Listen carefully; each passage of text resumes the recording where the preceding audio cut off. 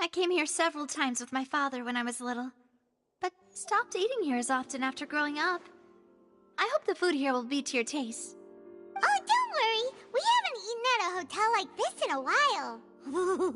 Paimon's getting excited already. In that case, I'll go order for us first.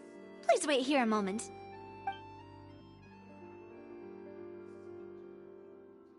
Ooh, everything looks so good. People in Fontaine sure know how to enjoy life. Why, of course. Go ahead, try whatever you like.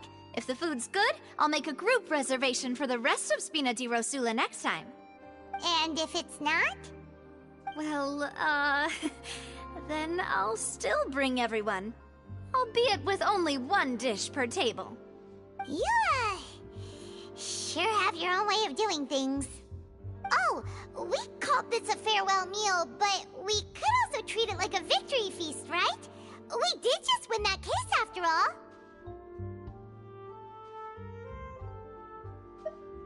Oh, true. Very true. In that case, boss, we'll have another 2 dishes. Huh? Paimon didn't mean that you had to order even more food.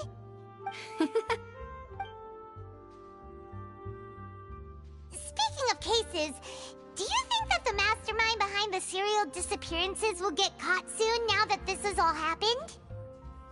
Well, we've certainly taken a big step forward, but I feel that's about it. We know that there's an organization that means to dissolve these young women, but we still don't know what they are really after.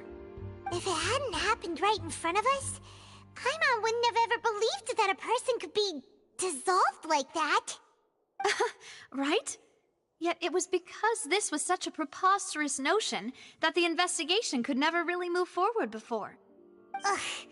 If only that guy could have finished speaking! We were so close to hearing who was behind it.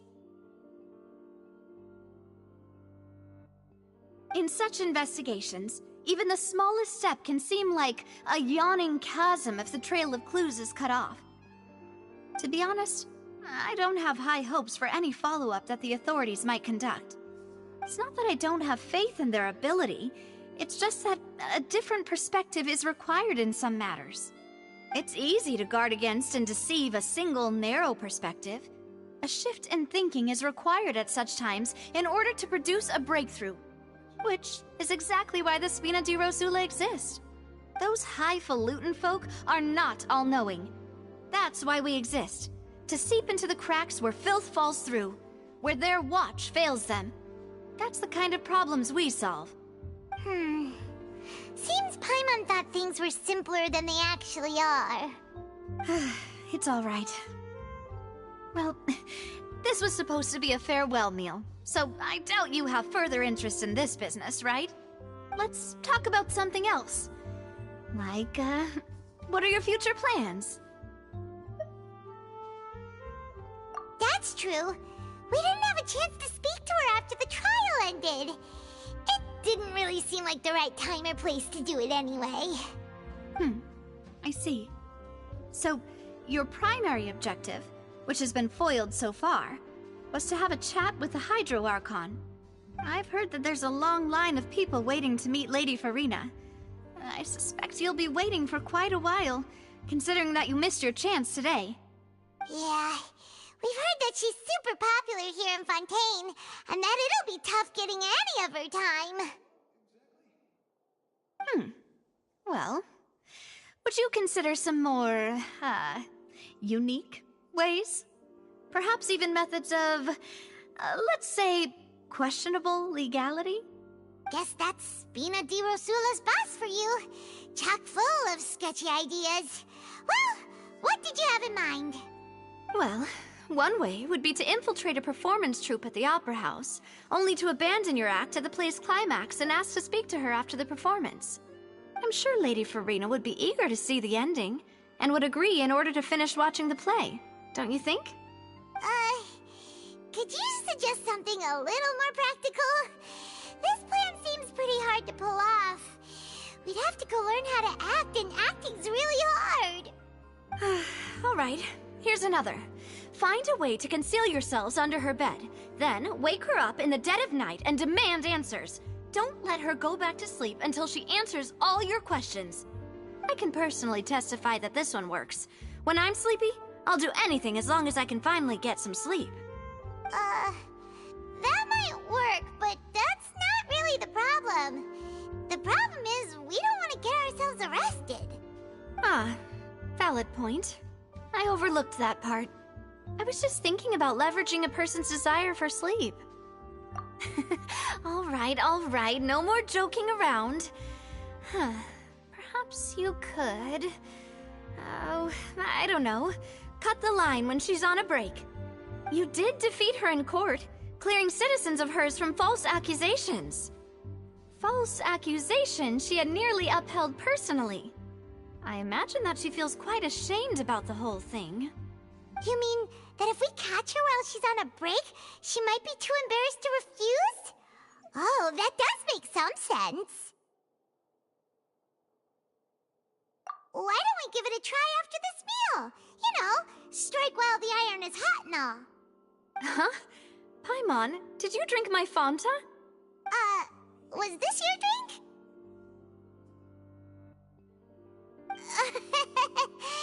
Sorry about that. Paimon wasn't really paying attention and the cup was right next to Paimon. Would you like to order another? No, it's fine. We're just about done here. Alright. Honestly, Paimon wouldn't recommend Fanta anyway. It tastes kind of salty and icky. Is that so? Huh. Well, in that case, we'll have to blacklist the Fanta here then. If we're all finished eating, then I'll go pay. Yeah, we're stuffed. Thanks for the treat, Navia.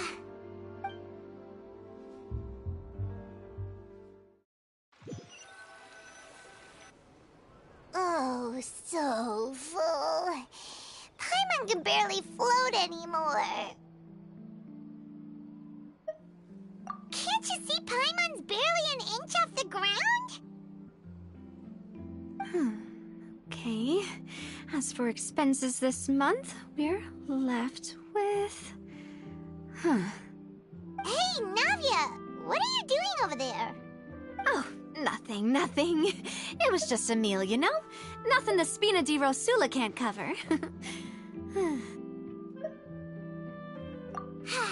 Let's get ready to try to meet the Hydro Archon again. Bye, Navia! So this is goodbye, huh? Well, if you do encounter any other trouble in Fontaine, you're always welcome to contact the Spina di Rosula. I'll give your request the highest priority. In any case, I wish you smooth sailing. I'll see you again, partner. See ya!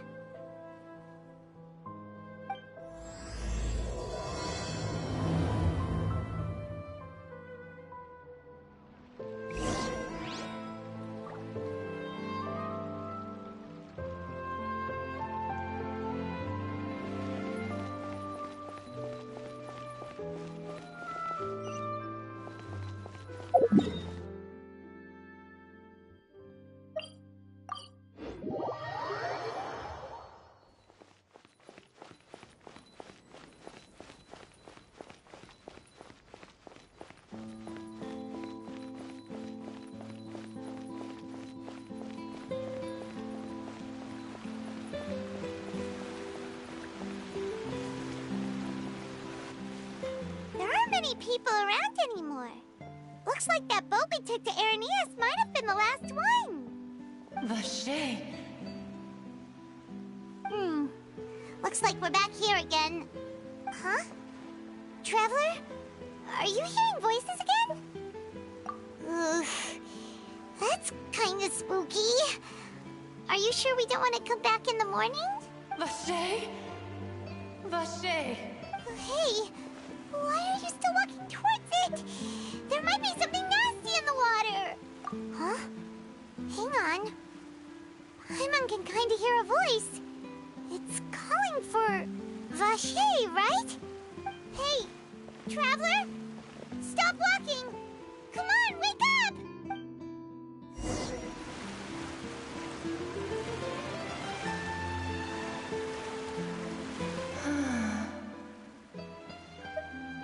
Vache, are you... my dear Vache? No, wait. You seem to be someone else. Do you know Vache? I'm... Wait. Who am I? I'm very sorry. I fear I do not know. My memories feel like they have been washed away like a flood. So many fragments dissolved amidst the tide, never to be recovered. How much have I lost? How many things that I once held dear while on land have I since forgotten? Yes, that is what I was once. But now, I am but the consciousness of one who is lost, therefore. I do not know how I came to be like this either. I only vaguely remember being covered in light blue water, and then all grew dim. I also remember going to many places. I loved adventure, loved exploring places of peril. No matter where I went, Vache would go with me. I knew how dearly he loved me, and I also loved him equally as much. But now, we can no longer go back. The pain of such parting, I never knew how heavy it could be. No, our reunion no longer has any meaning. There is no way for us to create any new memories. The thought of me gives him no succor. So let it lie forgotten beneath the waters. If you meet Vache, tell him not to look for me. Tell him to move on. That is the only thing I still remember. Perhaps that is so. As I was submerged in the waters, losing consciousness, I saw Vache above the surface. His eyes were filled with such sorrow, such longing. If only I could have comforted him, told him that I did not suffer. Indeed, I had felt a great warmth.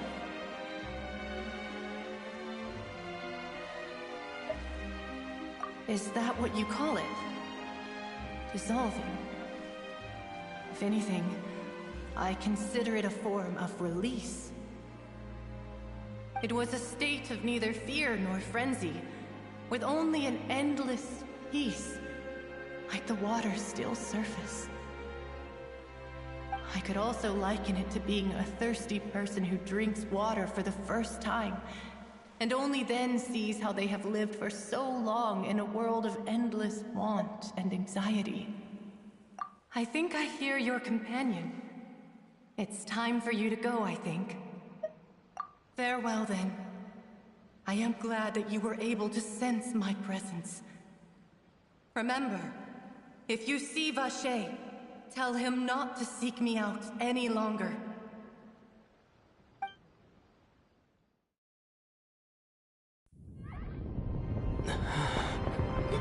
Wake up! Come on, hurry!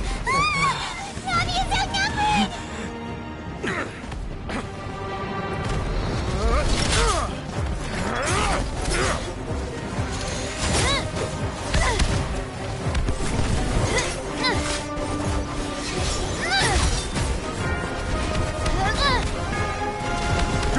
Look out!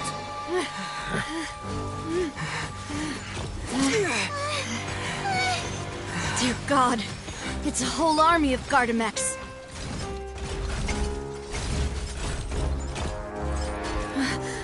Chlorand?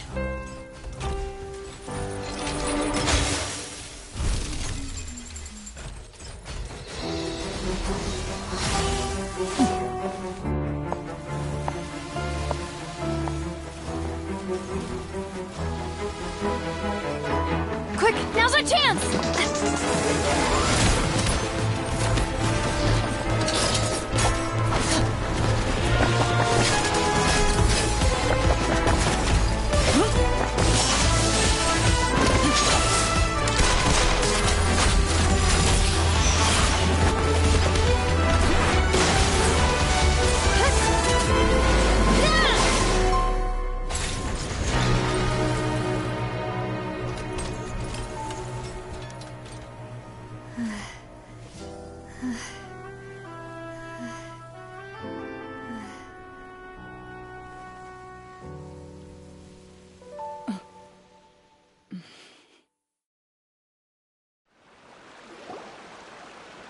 I should thank you for lending us your sword there, Chlorand.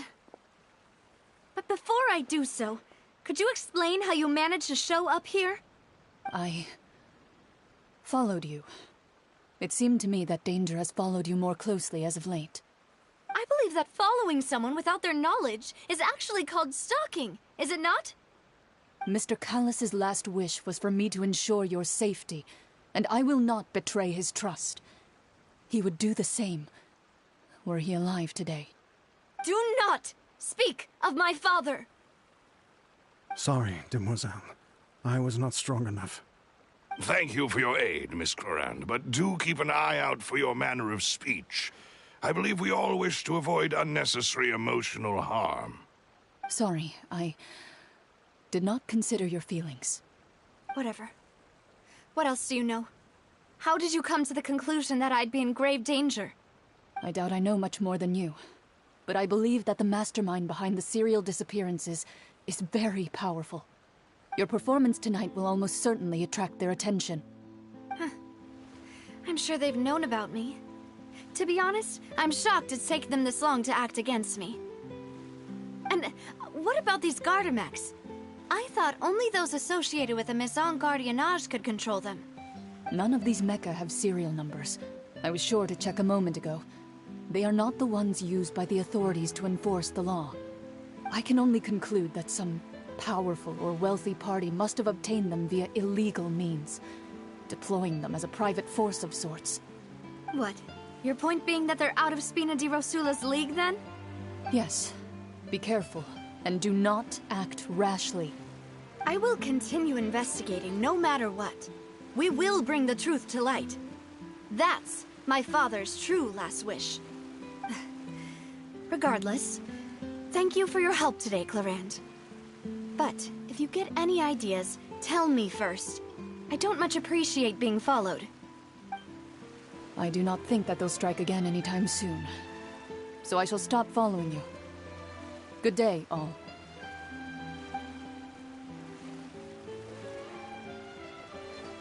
Right. I suppose that's the best news we've gotten today. Demoiselle, I believe that Miss Chlorand was being sincere with you. If we tried, we could attempt to thaw relations a little. I know, she's... Oh, thank goodness! Paimon thought we were done for! Those Gardamex came out of nowhere while you were unconscious, and Nadia and her gang saved us! Oh, and there was that champion duelist named Chlorand who came out to save us too! We got lucky there. Paimon probably couldn't have fought them off otherwise. Oh, come now. Forget all that polite talk. That wasn't really a farewell meal we had back there. Not for me, anyway. In truth, I hope that every meal we have together shall be a victory feast. As such, we're still partners. There's no need to thank me. It will take 50 years for me to match Demoiselle's magnanimity. If it were me, I would have joined the Spina di Rosula on account of her goodwill long ago. All right, you two. That's enough. Actually, Navia, how did you know that we were in danger? You sure did show up in the nick of time. Well, to be honest, you're the one who tipped us off, Paimon. Huh? Really? Paimon contributed somehow? Oh, Paimon's even more amazing than she thought! Yes, all thanks to you grabbing my drink by mistake. How did that help? After we parted ways, I was on the way back to one of our bases when I suddenly thought of what you said. That the Fanta tasted kind of salty and icky. Fanta only comes in sweet flavors, so how could it have tasted salty? The color of the drink, if I recall, had also been a bit off. So the Fanta had been spiked with water from the primordial sea? Yes. So, if you hadn't drunk that cup for me... Spina di Rosula is preparing the grandest of awards for you as we speak for saving the boss. Huh? Really? I sent people to Hotel de Boer to investigate, but whoever did this left no trace at all. That's when I figured out that you might be in danger, and hurried here as quickly as I could. But why would they go after us too? All we did was defend Linny in court and help clear his name. Ugh, now we're caught up in this mess too, aren't we? Well, you did foil a plan that they were probably pretty proud of, and almost got their name in the process. Speaking of which, did anything strange happen when you drank the primordial seawater? Well, it can't be a coincidence that the Traveler fainted just now. He said that he heard that voice calling for Vache again. Oh, and this time Paimon heard it too, but it was real faint. Does this situation have to do with the primordial seawater then? Does that mean the primordial seawater raises someone's sensitivity to hydro when it's used on people who are not from Fontaine? That doesn't sound like too much of a bad thing, to be honest. New intel? While you were out cold? Well, let's hear it, shall we?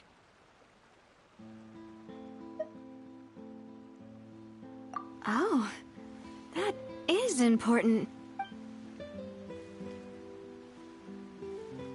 Vache. That name doesn't ring a bell. I suppose he hasn't stepped forward as a witness in court lately. Since he saw that young woman dissolve, he was at least at the crime scene. But he never gave testimony or any information regarding people dissolving in the primordial seawater. Could he have been threatened? Yes, thank you. This is very important information indeed. We will continue to investigate. Oh, you mean you'll help us investigate?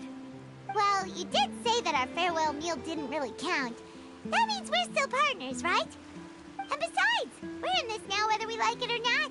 You're not gonna let those people who targeted us get off the hook so easily, are you, Traveler? Demoiselle, do try not to look quite so pleased. You are the face of Spina di Rosula, after all. You talk too much. Well, in that case, let's head back to one of our bases, shall we? I'll arrange accommodations for you. We also have some plans to go over, and hopefully we can deepen our bonds as partners. But we'll take that one step at a time, I guess. Don't worry, you two. With us around, our base is definitely secure.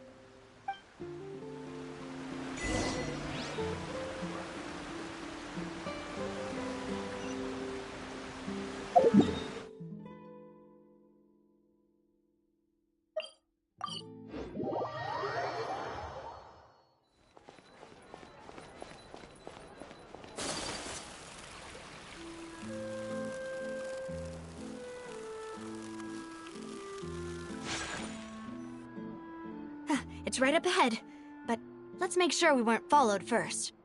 I've been keeping watch, Demoiselle. I haven't spotted anyone suspicious thus far. Very good.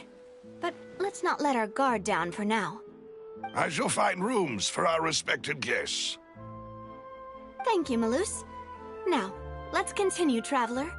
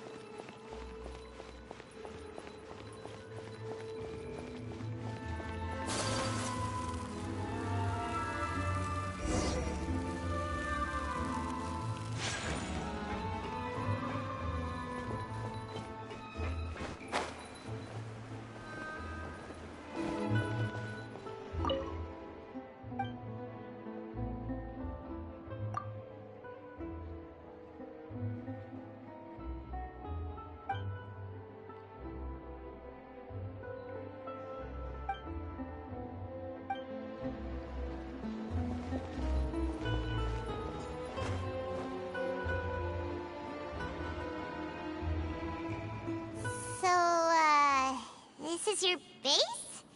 It's not quite what Paimon imagined. Your accommodations have been arranged. Under the present circumstances, I can confidently say it's the best we have. Well, our funds have been a little tight lately. After all, we don't allow illegal or unethical profiteering. In fact, our funds often come from citizenry who support us. Seems like it's tough times for everyone. But if you have the support of the people, that does sound like it's worth it. To be honest, our financial situation was a lot better back when my father was in charge a few years ago. I'm afraid I'm not quite his equal. Your father... he was the previous boss of Spina di Rosula, right? How did he... Demoiselle, if you'll allow me to explain. No. I'll explain it myself. I suppose I couldn't run from this topic forever. And as partners, this is something I hope they can understand. My father's name is Callus. Yes, the same one they call Callus the Unfaithful in the streets. 3 years ago, he was accused of murdering his own friend. But he chose a duel to defend his honor instead of standing trial. He died in the duelist's ring. Oh no. But I do not believe my father was a murderer. I'm sure he was set up. At the time, I believed that if he only stood trial and was duly investigated, something amiss would crop up and prove his innocence. But strangely, he not only requested the duel himself, but rumor has it that even after being seriously injured, to the point where he could be deemed as having lost the duel, he refused to surrender, determined to die in the arena. 3 years later, I still don't understand why he did that. How could he protect his honor if he's dead? If anything, he gave up his chance to defend himself. The closest piece of info I have is that my father had been investigating the serial disappearances case at the time of his death. Ah, so that's why you're so determined to get to the bottom of that case. That's right. I've also tried to investigate the murder my father was implicated in, but I haven't found a single new clue in my countless reviews of the investigation records. However, I believe that if the murder case is related to those behind the disappearances, they must know something. I must know what really happened. Was my father coerced? Framed? Even if he really did kill his friend, I must get to the truth. If only he'd been more open with me when he was still alive. He even hid the fact that my mother died due to complications when giving birth to me. And now, here I am investigating his death. You really are a handful, aren't you, Papa? Demoiselle, please, if there is anything I can do, anything at all. I also will never believe that Master Callus murdered anyone. There are none whom I respect more than the two of you, Demoiselle. Master Callus did so much good in life, yet all it took was one murder case for him to be dubbed Callus the Unfaithful. Even our supporters decreased greatly due to that incident, hence our strained finances at present. Wait, if Callus was such a good man, wouldn't people at least be a little suspicious when he was accused? No. Perhaps people just revel in that kind of drama. It's not something exclusive to people from Fontaine, really. Everyone's like that. People love watching the evil turn over a new leaf, but they also enjoy watching good people fall into an abyss from one slip-up just as much. But how could... never mind. If Callus was really falsely accused, we have to find the truth. He didn't deserve to have that happen to him. There is one other thing. Master Callus's opponent in the duel was Ms. Clorand. Oh, her? Well, then, isn't that as good as saying that she was the one who killed him?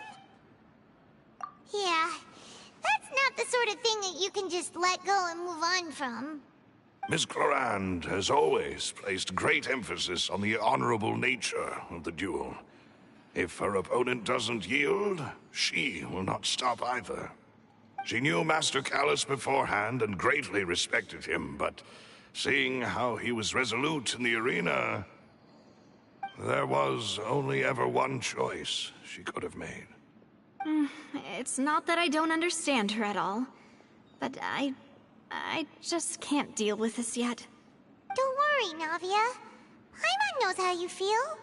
You don't have to force yourself to do that. Afterward, Ms. Cloran told us that at the start of the duel, Master Callus requested that she ensure Demoiselle Navia's safety.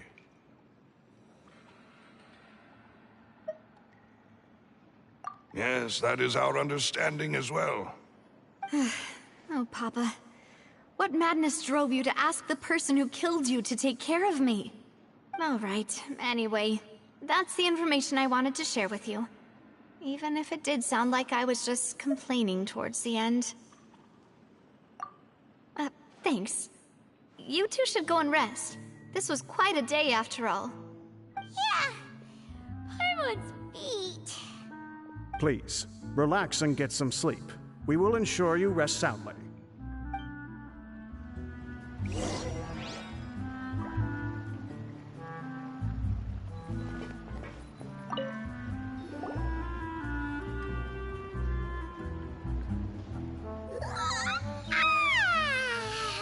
Paimon slept so well. This place feels almost too safe. Huh? Navia?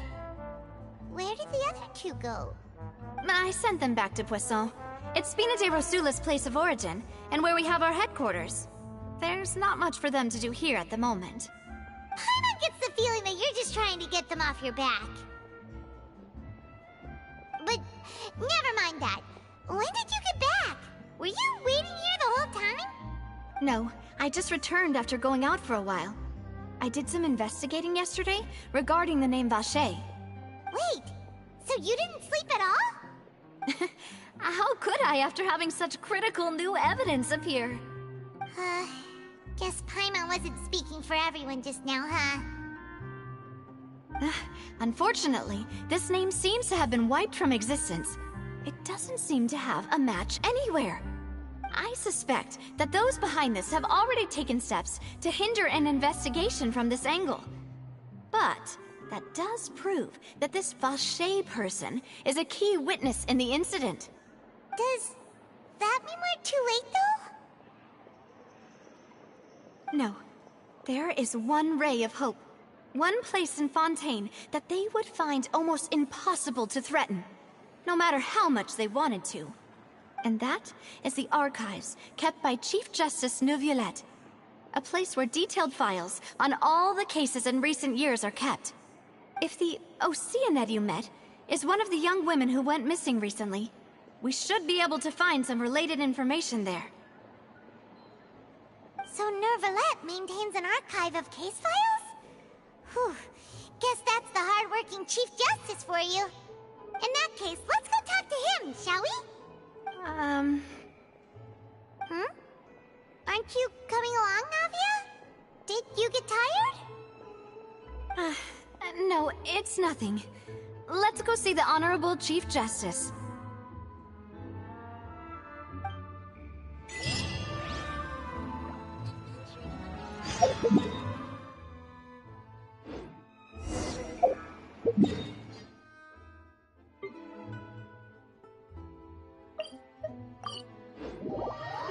The Palais is right up ahead. Come on.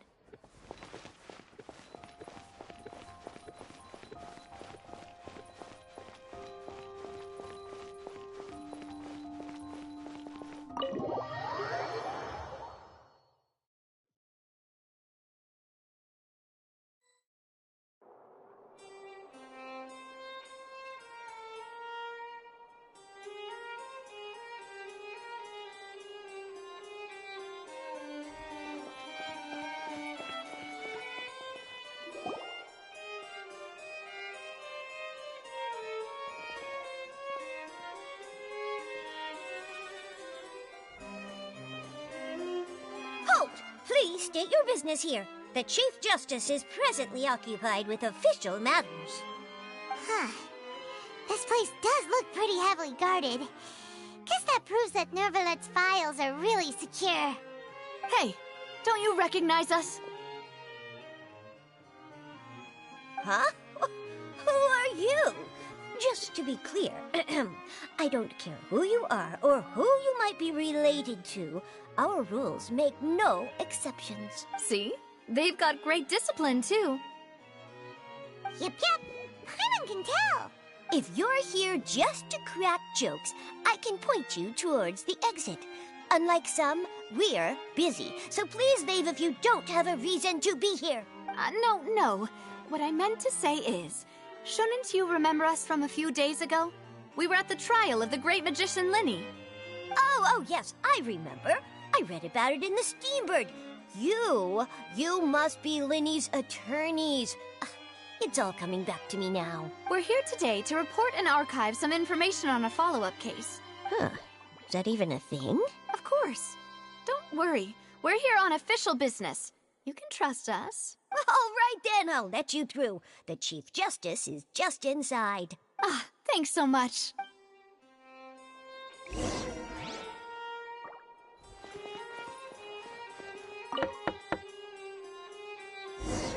Please come in.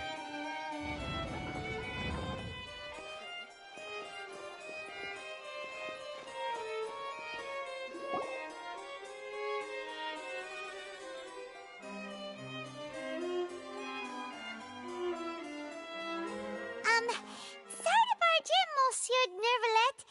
We only lied to get in because we didn't know any other way. It's all right. Please let me know how I may be of assistance to you. So you're not mad at us? We're looking for a man called Vache. He may have been an eyewitness in the serial disappearances case. If we can find him, we may be able to unearth some key information on the case. Ah, I see. In that case, please wait here a moment while I browse through the files.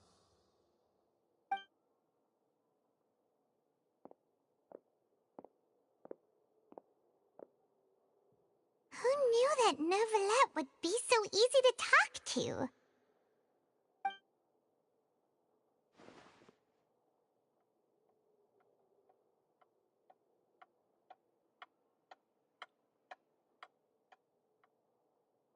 Unfortunately, I'm quite certain that no one by the name of Vache has been involved in any case, criminal or civil, in the past several years.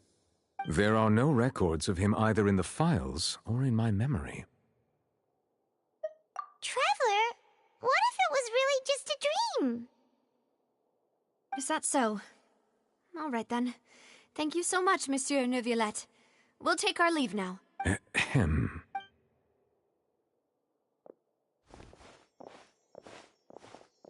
Miss Navia, I can understand how you feel. Your father, Callus, was a truly exceptional man.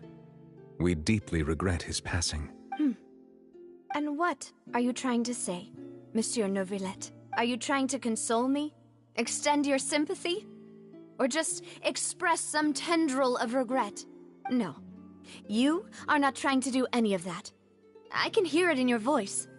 There's no emotion behind your words. You only said those things because you felt like you should. It's just like last time. After my father took his place in the duelist ring, I pushed through the guards to talk to you as a last resort. You even told me then that you thought to go ahead. In your eyes, the value of a human life is nothing compared to those cold laws you hold so dear.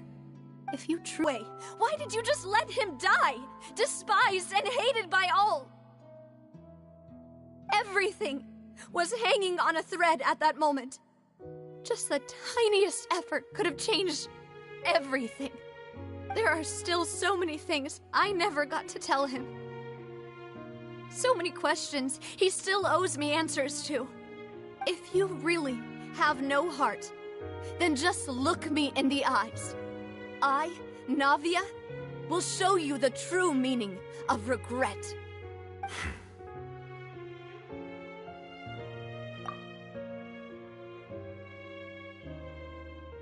I'm sorry, Miss Navia.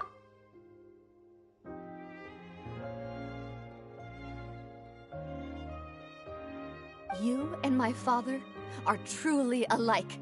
You keep all kinds of things in your heart and never say a word to anyone. It's not so much that you can't feel, but that you would never express anything. Oh well. In any case, everyone already knows full well the apathy of the Chief Justice. My apologies for taking my emotions out on you, Monsieur Chief Justice. Let's go, Traveler and Paimon.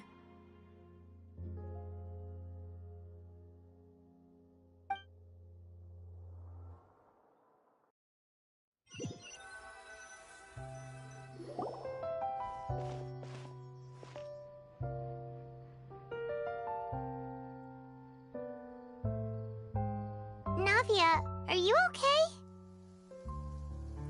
I'm fine. Rain. It's raining. You're right. Wasn't it still sunny when we went into the building? And there shouldn't be any active trials today. How strange. Now that I think of it, on the day my father was convicted of murder, it was also raining.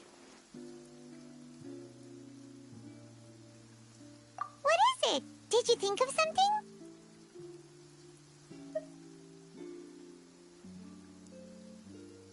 Yeah, he was outside. It was uncovered and the rain could fall there. Why? Do you think the rain could have affected the crime scene? That thought has occurred to us before. We've even expanded the search area to try to account for that, but didn't find anything of value.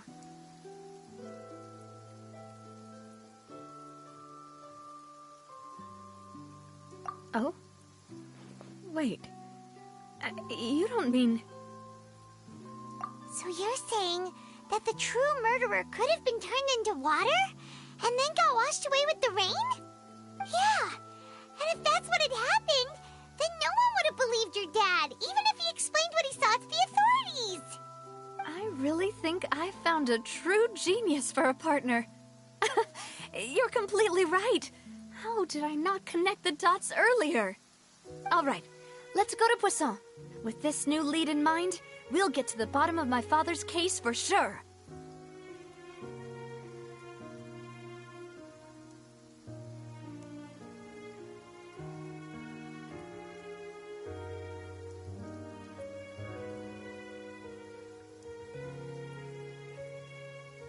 Yeah, we're gonna make progress for sure this time. Do you want to go with me now? Or do you want to head over by yourself later?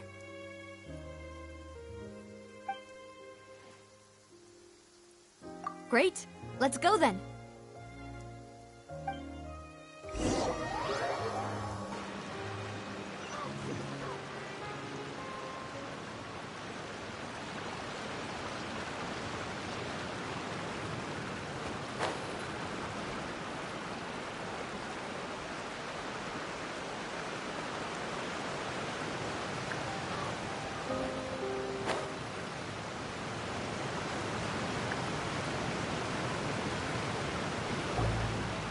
Whoa, what a huge ship! Why would a ship be anchored at a place like this? There's no need to be so surprised. While it may look like a ship, it's actually Spina di Rosula's headquarters. My father was the one who asked for it to be built like this. Perhaps our taste in exterior design is the only thing we occasionally had in common. A gigantic and glamorous ship embodies discovery, opportunity, ambition, and conquest. It symbolizes Spina di Rosula's bright and limitless future. And Paimon thought you were bluffing when you said Spina di Rosula had a glorious past. Paimon was confused why a group with such a history would live in the sewers.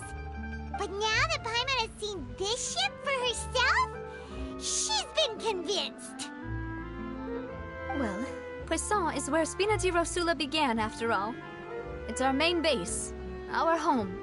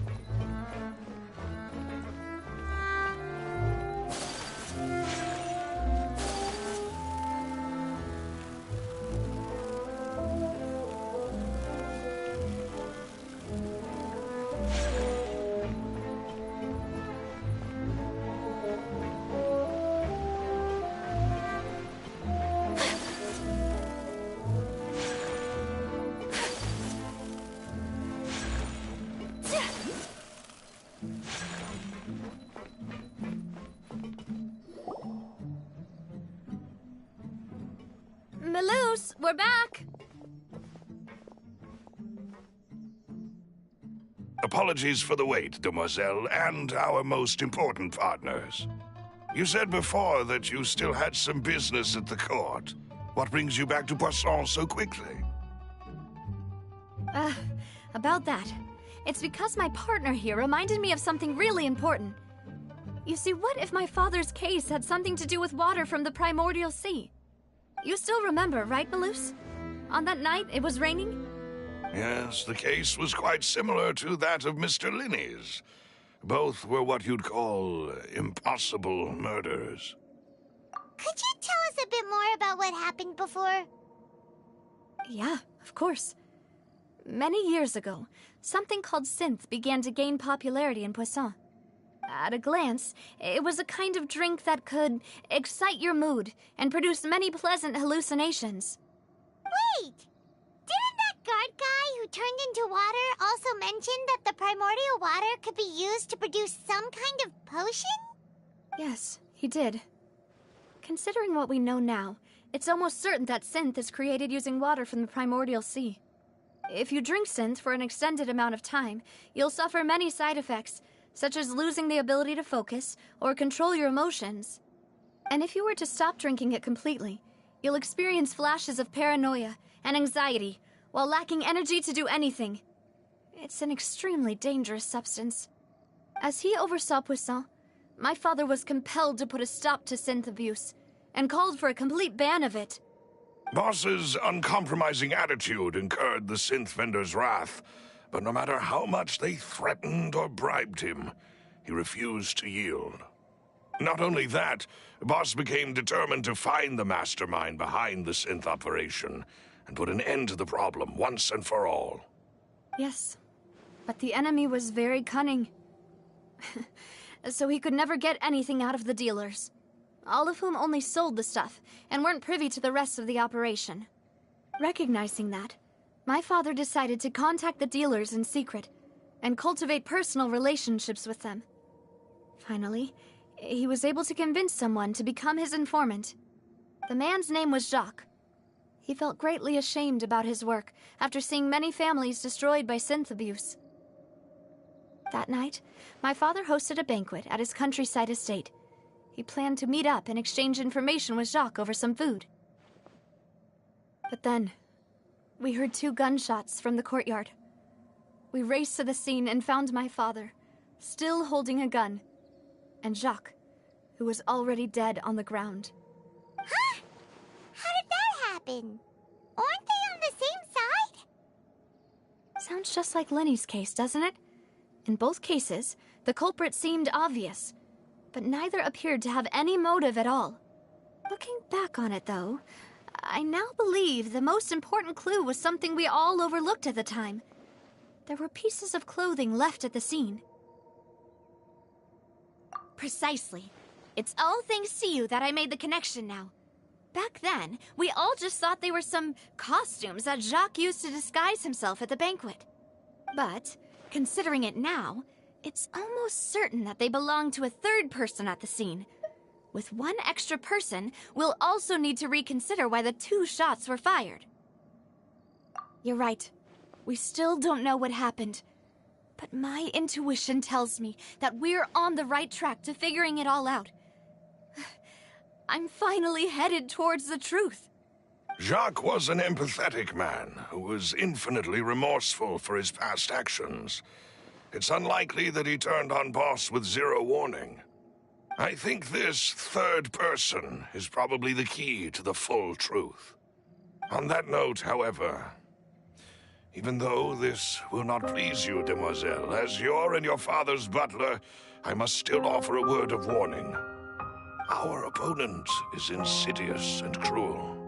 They are extremely difficult to deal with, and Boss has already lost his life trying to bring them to justice.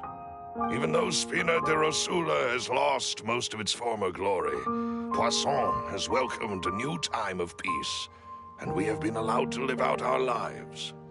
There is no need to follow your father's path. it would be both wise and in line with Boss's wishes to step back and give up on the case. If that's indeed what he wished for, then he should have told me that himself. Was I not the closest person to him? And yet, I was the one most kept in the dark. What was the point of him dying without sharing any of the secrets he knew? Did he manage to protect anything in the end? Synth is still here. Callus the Unfaithful is still his epithet. And Spina di Rosula is barely getting by. Nothing has changed. Did he think I'd just accept his meaningless death and live out my life just as meaninglessly? I've never accepted that. Ever. Not since that day, and certainly not now. I want to find out the real answer for everyone's sake. For the missing girls, for the victims, and for myself. Navia.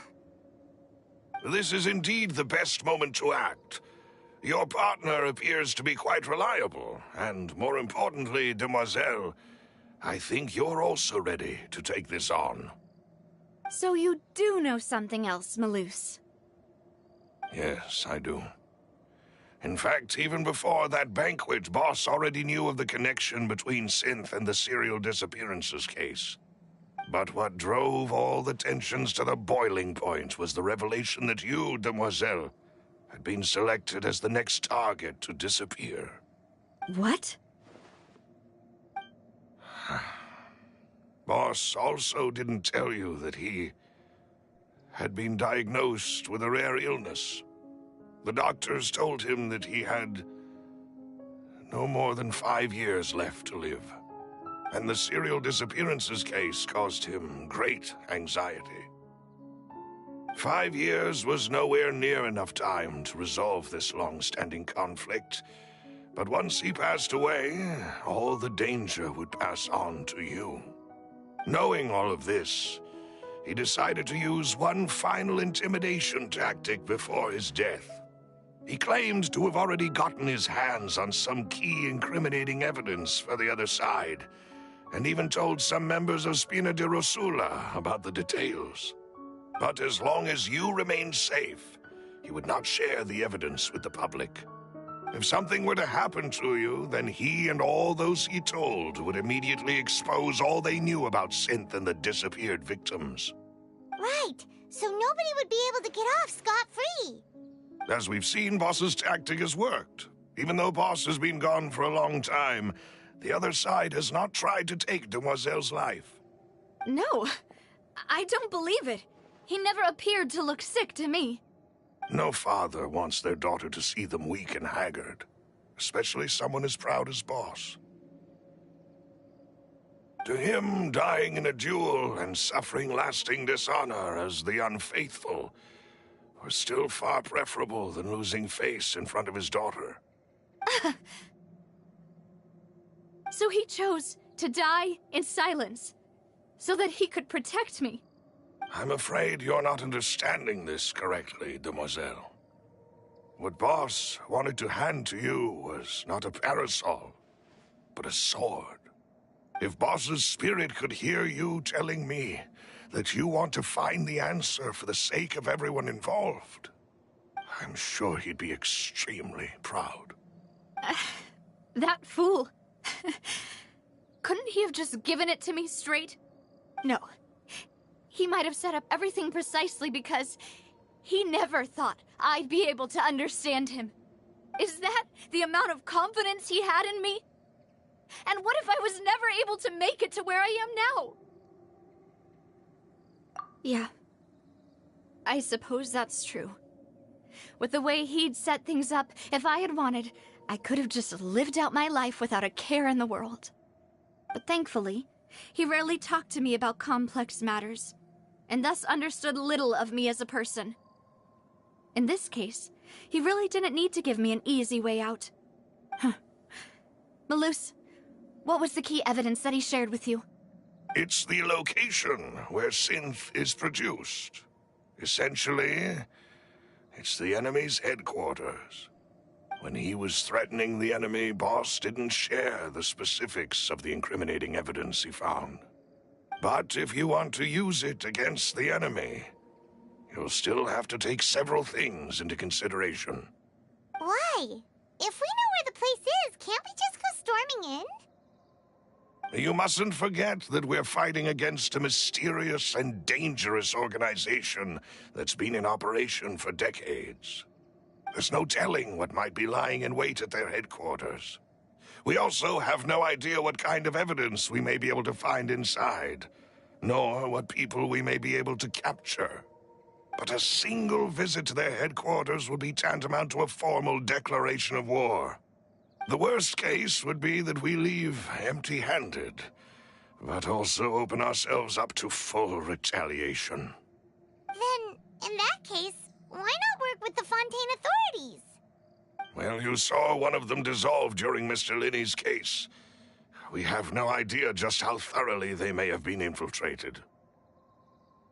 Huh. That's true. Seems my father really had no choice.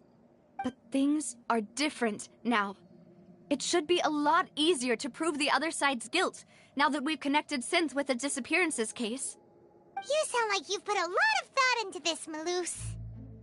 I am the butler, after all. I live but to serve the boss and Demoiselle's will.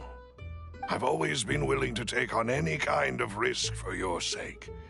But considering my relative lack of ability, I've spent my time keeping secrets, performing basic investigations, and waiting for the right time to come. Thank you for all of that, Maloose. Have you discovered anything new in the past few years? Let me think. One conclusion I came to was that the enemy must be quite familiar with Spina di Rosula, or at least have an informant planted here. When I announced orders to the organization's members on Demoiselle's behalf, I used to deliberately keep a few people in the dark and observe the reactions of the synth vendors. If the vendors didn't change their plans, then the individuals informed of our orders must be innocent. If the vendors packed up and fled, however, then someone must have given them the news. After several rounds of testing and investigative tracing, I've narrowed the suspect list down to 3 people. The first is Florent, Spina di Rosula's senior advisor. Huh? Florent? Yes, surprising, isn't it? He was one of the people Boss trusted the most, which also means that he was someone who understood Boss really well. Thanks to his position within Boss's innermost circle, he always knew our upcoming plans and could thus avoid capture this whole time. There's someone else like him too. Marcel, the head of Confrérie of Cabrières. Uncle Marcel. It's a guild in Poisson. Boss helped it to grow to its current size and prominence. In the beginning, they were only reselling some daily goods, but now they're one of the richest guilds around, with a lot of business connections in the city. So, they're like a sister organization of Spina di Rosula? Yes, you can say that. When we were fighting against the synth dealers, they provided us with plenty of support. It's a bit difficult to imagine someone using their own money to hunt down themselves. The final suspect is Thierry, the man responsible for coordinating information between Spina di Rosula and the guards. Although the guards mostly leave us to our own devices, there are still many activities we have to report to the local authorities. Since Thierry is always in the know about our current activities, he could theoretically always plan one step ahead. I see. These are all people who I communicate with quite regularly. To think that the enemy we've been fighting against has been right next to me all along, among those I trust the most. It's almost too hard to believe. If you want to investigate them, please take every precaution to not alert the quarry. Judging from our experience, the enemy is extremely cautious. Of course. And thank you, Maloose. You've provided us with a lot of great information. You're too kind, my lady. I'm just doing my duty. And before I forget, proving Boss's innocence would also mean clearing him of blame in Jacques' death. After that incident, Jacques' wife and daughter were taken into the Spina's care. They still live in Poisson today. If it might help, you could also pay them a visit. I can make the necessary arrangements. Aw, thank you so much, Malus. You really are the best. A new case awaits, my dear partner. I hope we can work together to uncover the truth and end this case once and for all.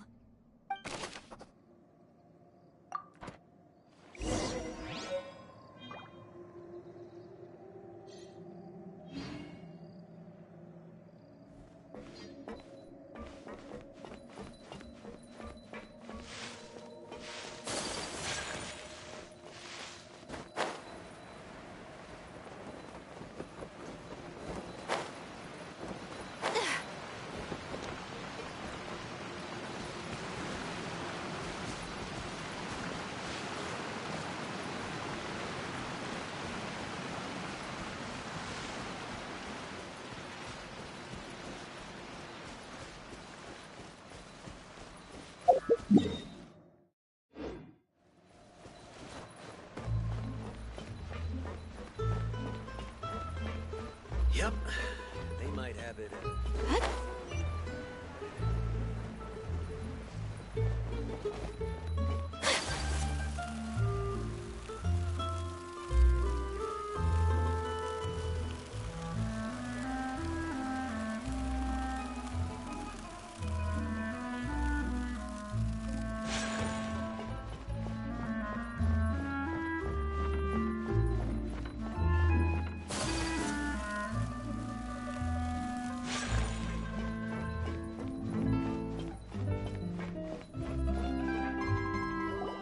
It is settled, then. Please excuse me, and enjoy your conversation at your leisure. Thank you for arranging everything for us, Malus. Excuse me, miss. Do you need anything from us? Oh, Hey, Navia's all quiet. This isn't like her at all. I'm sorry that I only came to visit after all this time. After what happened, I didn't know how I was supposed to face the two of you. Ah, if it's about that, there's no need to apologize. After my husband died, Spina di Rosula sent us a lot of mora and support. I understood your guilt and apology to be genuine. But aren't all of those things nothing compared to the loss of Jacques? I can understand the kind of pain that comes with losing a father so needlessly. You don't understand at all. I didn't know how to face you, because I didn't know what I could possibly bring as a consolation gift. I know only the full truth could bring closure to you, and to all of us. I'm sorry. I appreciate the sentiment, but you don't have to carry all that guilt. On the matter regarding my husband, my daughter and I have more or less found our answer already. Would you mind sharing it with me? I really can't believe that my father could ever bring himself to shoot Jacques. I always knew that my husband's money was earned through others' suffering. He told me countless times that if he could turn back the clock, he would never go into the synth business again. He had many regrets, and felt that he took the idea of providing for his family too literally. For the longest time, he thought Mora was everything. So when Mr. Callis came to him with a proposal, he accepted it almost immediately. He tried to be as careful as he could, but even so, he was still found out by the higher-ups. They found out about his betrayal? Papa didn't say that exactly, but Papa did tell me that I should never be ungrateful. Before he left that day, he told me that he had no choice. It was only later that I realized it was his final farewell to the two of us. I don't know that for sure, But you could say that's the conclusion I eventually came to. Which is why I'm the one who should feel guilty. Callus had always taken great care of us, both when he was still alive and after he passed away. Even if he fired the shot that killed my husband, it was likely in self-defense. It is impossible for me to hate him for what he had done. But Mama, why is Papa still the bad guy if he did the right thing? Papa always wanted to be a good man, so why did he have to do a bad thing in the end? Well, things aren't always as they seem.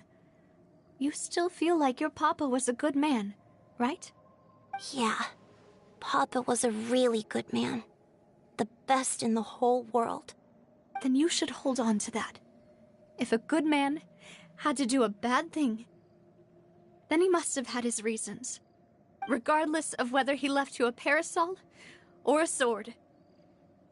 He must have done so to give you a better life. Oh. Thank you for everything you've told me. I will definitely find the truth. The current state of things is not something I'm willing to just sit back and accept. Thank you. I'm very grateful to hear this from you. Even though your personality is quite different from your father's, your determination when you speak is really similar. You really think so? That's the first time anyone said that to me.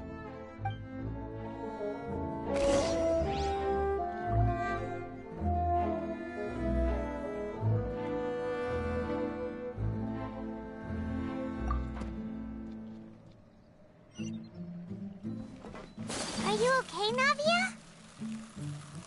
I'm fine. Don't worry. Let's investigate the 3 suspects next. Laurent should be nearby. Greetings, boss. How may I be of assistance today? I'm sure you've heard about what happened at the Opera House. Someone got turned into water right in front of us. Yeah, I've heard. With something that dramatic, I'm sure journalists will milk it for all it's worth. And it'll be all the talk for the next several weeks. It also reminded me, on the day that the incident happened with my father, it was raining outside, and we found some clothes left at the scene. After my partner here put the dots together for me, this case. Can you do me a favor and try to recall what happened that night? Let me think. Mr. Callus was feeling pretty upbeat that day. So he was drinking and bantering away with us at the table. After that, he told us that he wanted to go get some fresh air. So we let him go without thinking much of it. Who knew that we would hear 2 gunshots ring out right after? My first reaction was that Mr. Callus's life was in danger. So I grabbed my holster and made a mad dash toward the scene. But when I got there, it was already too late. Mr. Callus was standing over a dead body with a gun in his hands. All we could do was look back and forth at each other, not knowing what to say. So you also remember 2 gunshots then? Indeed. The guard said that the first shot didn't hit anyone, while the second killed Jacques. But I've never really bought that explanation. Reason being, Mr. Callus had left his gun on the table. I even made sure to confirm that before running to the scene. But according to the guards, that doesn't mean he couldn't have had other guns on his person. About the clothes left at the scene that you mentioned, do you think there was a 3rd person there who was turned into water? At least from our perspective, my father had no reason to kill. So he would also have no reason to bring an extra gun with him. The gun he was holding probably belonged to Jacques, or a 3rd person on the scene. Yeah, that makes a lot of sense. So you're saying Mr. Callus ended up with the gun because he seized it from one of the other guys?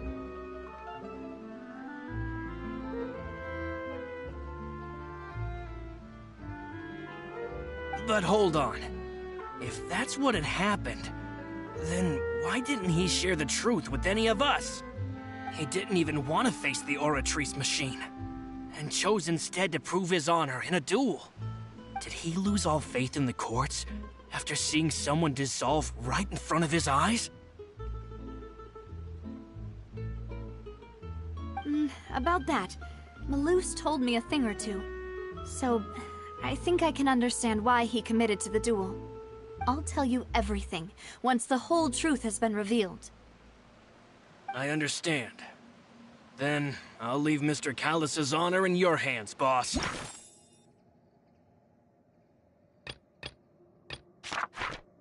And if I may just say one more thing. The whole Callus the Unfaithful epithet has been a thorn in my side since the day it was invented. Many people have laughed at me for still calling him Mr. Callus, even after so many years have passed.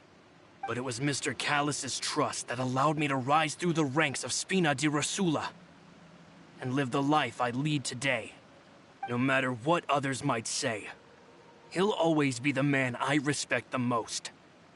And he'll always be my boss. Don't worry. I will definitely find the truth. You and all our other comrades at the Spina deserve to know the truth as well.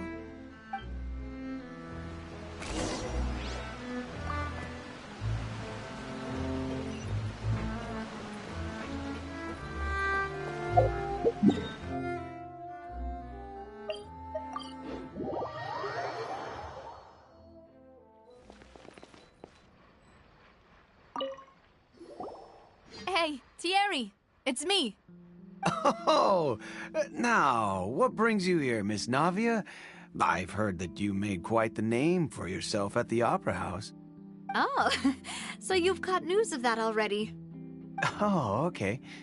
Hey, I'm also a member of the Guards, you know. The way you make it sound, people would think I was sent off to Poisson because I had done something wrong. Are you sure there isn't a little bit of truth in that? Under normal circumstances, shouldn't you have been called back to the city already? I mean, where I work is really up to me. Let's just say I enjoy the ambiance of Poisson. Callus did a fantastic job running the town, building Spina di Rosula from the ground up and clearing many obstructions in my way. It would be next to impossible for me to find a similarly easy but high-paying job in the city. Anyway, enough chit-chat. Are these two friends of yours? You, here for some formal business? Yes. These two are my partners. What happened at the Opera House made us realize that Linny's case and my father's may be related. We're trying to reinvestigate the details of my father's old case. Ah, I get it. You think there might be more to the case now that we know people can be dissolved into water, right? I was also flabbergasted when I first heard of it. If you want to go through the original files from your father's case, I can help you look for them. That'd be much appreciated. Thank you. Actually, I have another question. Do you have the authority to dispatch Gardamex? Of course. Without them, I couldn't possibly handle Poisson on my own. Why do you ask? We definitely can't use them to forcefully get more evidence for your father's case. Well, you see, just recently, we were attacked by a horde of unnumbered Gardamex in the city. So, if you hypothetically wanted to do something against me, all you would need to do is get rid of the mecha serial numbers and send them after me. Then you think too highly of my abilities. Dispatching mecha is very different from controlling them. If I had to make an analogy, when you order a dish, the chef will make it for you. You can ask the chef to cook, but not to massage your shoulders or carry your baggage. If you try to make unreasonable demands, the chef would just think you're out of your mind and ignore you completely. The same goes for me and my Gardamex. Removing a serial number is also not as easy as you might think. There are a lot of complex steps to it, and it's almost impossible to keep it a secret. So I can promise you, those mecha were definitely private units. They're certainly not cheap. So, whoever their owner is must be super rich, powerful, or both. Now that you mention it, though, being in the synth business would definitely be profitable enough to afford this.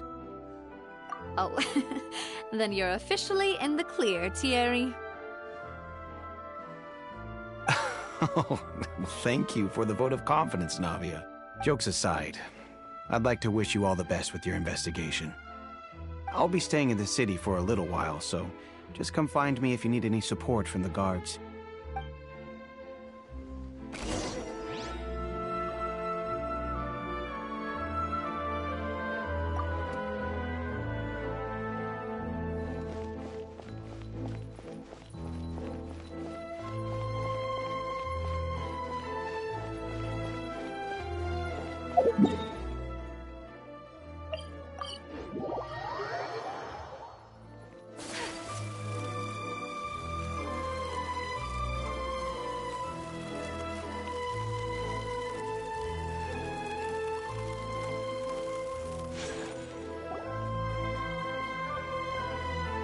Hello.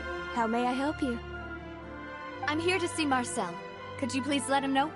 You can just say Navia's looking for him. Sure. I will let him know right away.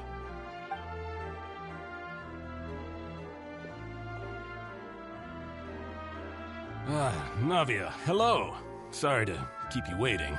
I'm not as young as I used to be, so my legs are giving out a bit. Oh, it's all right, Uncle Marcel. There's no need to stress. I just wanted to talk to you briefly about what happened in the Opera House. I'm sure you saw everything too, right? Yes, I've never seen anything so strange. Oh, you were at the Opera House too? That's right.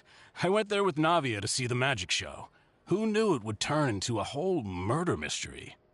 I also witnessed your marvelous sleuthing work. Quite impressive.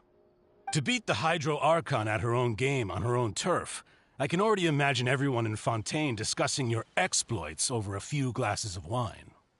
Oh, Paimon doesn't want to become the talk of drunkards. Apologies. It's just how Fontaine is as a nation. Everyone loves drama and theatrics. Uncle Marcel, you've also noticed that other thing, right? The fact that humans can dissolve in water? Yes. I was reminded of your father's case right away. Is that what you're investigating now?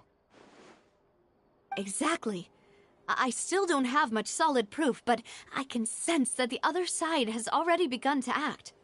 Oh, and what makes you say that? We were attacked on Araneus by some unnumbered Gardamex. And there was also an attempt to get me to drink water from the primordial sea. If not for the vigilance of my partner, I probably wouldn't even be here talking to you right now. Oh, you're giving us too much credit. Wasn't it you who protected us? Alas, it seems things are heating up again. The peace that Callus sought so dearly will soon become a thing of the past. But rest assured, Navia, Poisson will always remain a safe haven for you. If you're scared, you can always return there. If anyone dares to lay their hands on you there, the Confrérie of Cabrières will use its funds to the last Mora to bring them to justice. Thank you, Uncle Marcel. But I don't intend to go into hiding. I'm going to strike while the iron's hot. Do you have any new thoughts on my father's case? About that. Sorry, my age is catching up with me, so it'll take me a while to recall my memory. The Confrérie was responsible for that banquet, so I was out and about the whole time making sure things were running smoothly. I didn't even have the time to drink with the guests. Then I heard the sound of a gunshot, and the rest was history. Oh, it's okay. No need to push yourself. We'll ask around some more, see if there are any valuable clues elsewhere. Sounds good. Just let me know if you ever need Mora. All my wealth comes from Callus's patronage and support. I'll spend however much it takes to clear his name.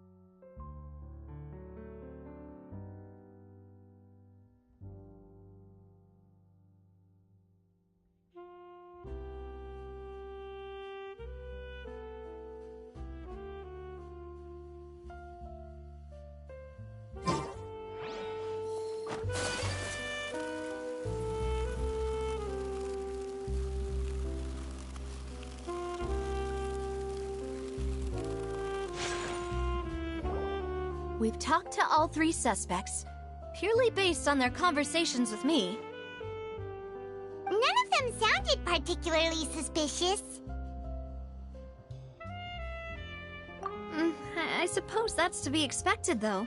If a single conversation's all that's needed to find them out, then my father wouldn't have needed to investigate the case for so many years. Anyway, even though we didn't make a breakthrough, let's still compile what we were able to find. But where should we start?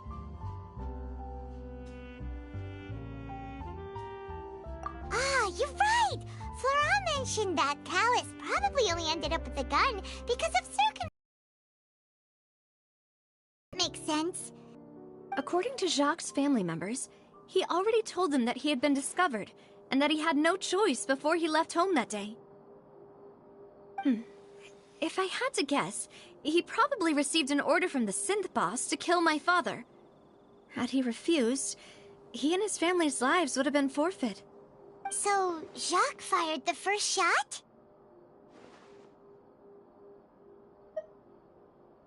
Oh? And why is that?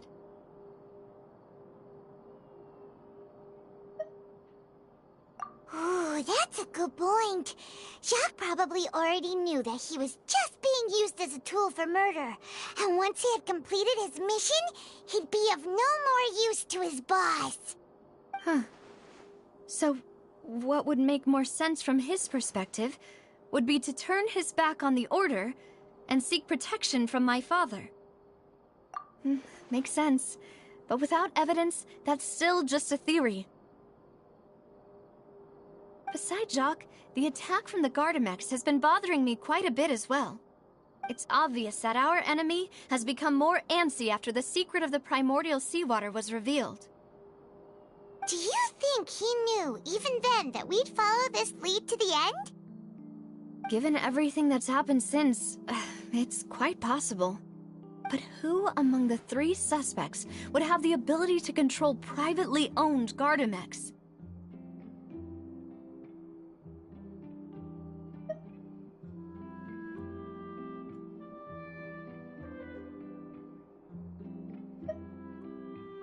Uncle Marcel? My father did really trust him. And they worked together on a large number of projects. Maybe that's how he got to know Jacques. And with funds from the Confrérie, he could also afford a large number of Gardamex.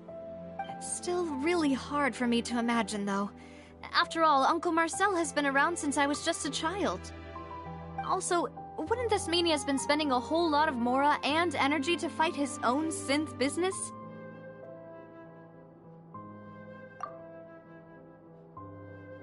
Thierry, you say? Huh. It is possible that he's figured out a way to convert the Gardamex for personal use.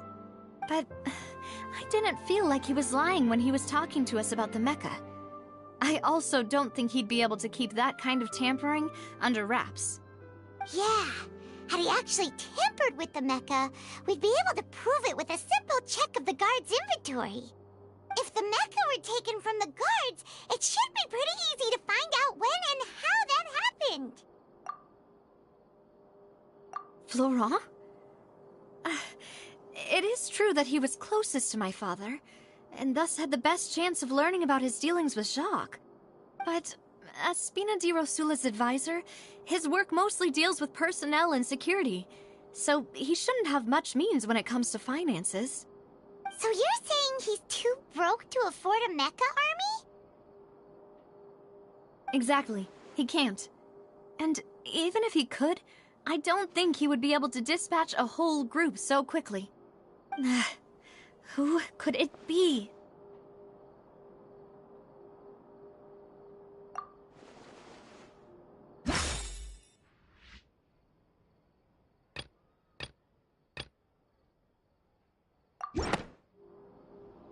You know, if you think everything through, Uncle Marcel is indeed the most suspicious of them all. Could we be missing other suspects? Malus didn't know about the people turning into water thing when he narrowed it down to these 3, did he? Malus has always been very reliable, and his judgment of others' trustworthiness has been fair and well considered. When he laid out his case for the three, the rationale he gave me made a lot of sense as well. The suspect is knowledgeable about the Spina's internal affairs, has the means to dispatch Mecha to assassinate us, and possesses significant intellect and foresight. Even if I don't want to believe it, I'm starting to see how things could all tie back to Uncle Marcel.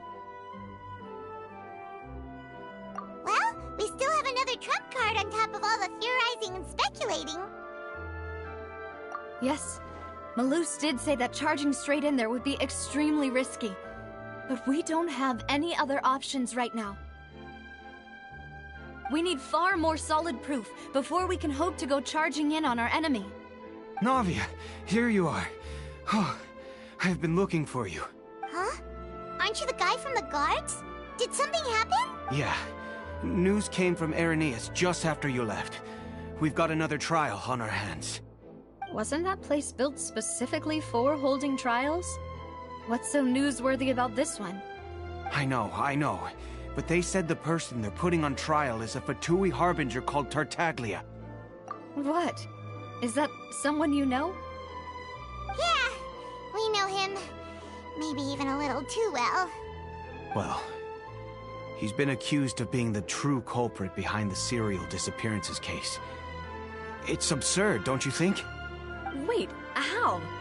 None of our investigations have had anything to do with him. That's what I thought was strange about it, so I came to tell you the news right away. If the charge against him stands, then it'll be next to impossible to get the guards to support any of our planned investigations. Right, because they'll think they've already found the culprit. Yeah, and it'll be a lot harder then to clear Mr. Callus's name. I understand. Well, partner, what do you think we should do? Huh? Split up? What do you mean?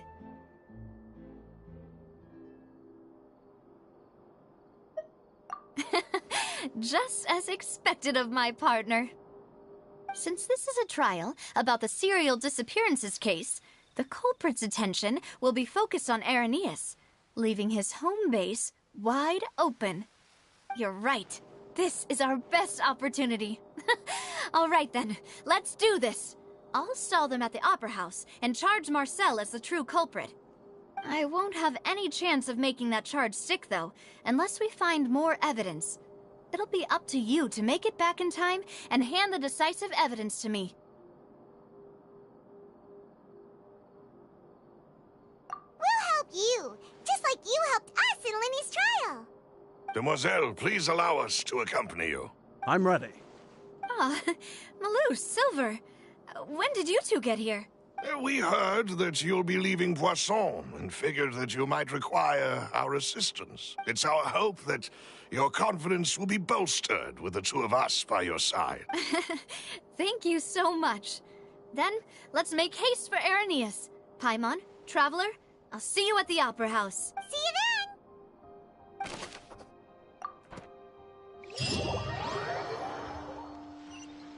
Now that Navia has set out for Irenaeus, we should also get going. The location has already been marked on the map, so let's head over.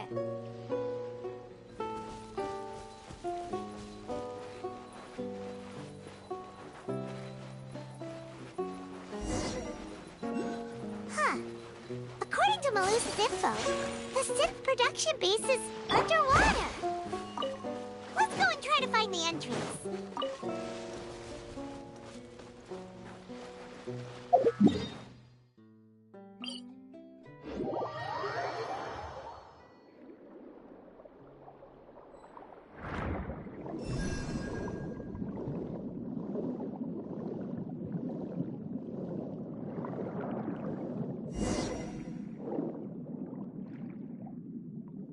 Finally found it! Huh. So this is the entrance that leads to the synth production base. It sure doesn't seem out of the ordinary at all. Ah, you're right. An important place like this is bound to have a ton of protective measures and mechanisms. Navia's probably arguing up a storm right now to stall for us.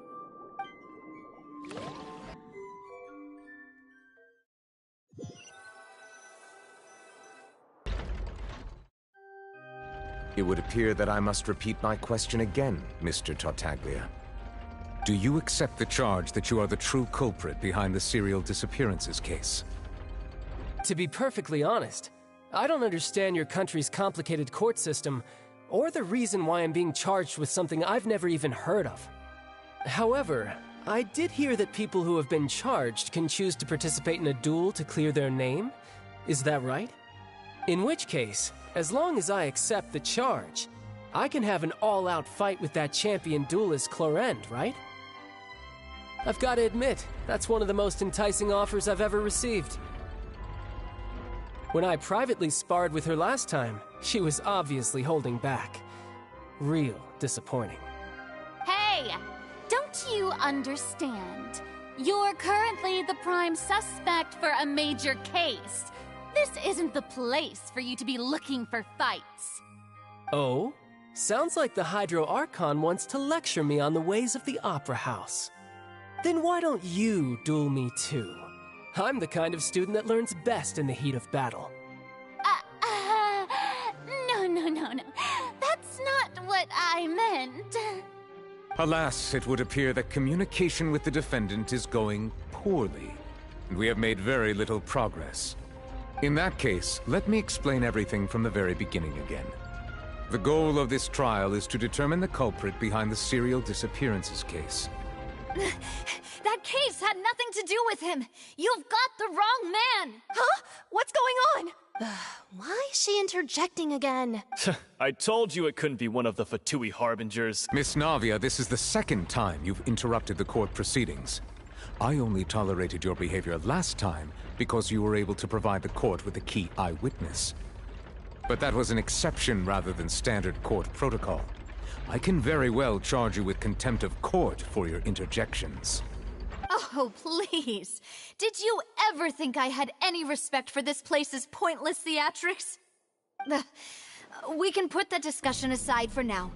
I'm not here to argue with you. I'm here to charge the true culprit behind the serial disappearances case. And if my charges prove true, then Tartaglia here will be proven innocent by default, correct? Oh, a young lady has charged in and offered to clear my name. How fascinating. Well, I'd gotten half bored to death by all these rules and procedures anyway, so I'll take you up on that offer. So, Your Honor, is there nothing else for me to do now? You may take a seat for now in the audience, but that doesn't mean the suspicions against you have been lifted. Now then, Miss Navia, who is the person you would like to charge instead? That person is...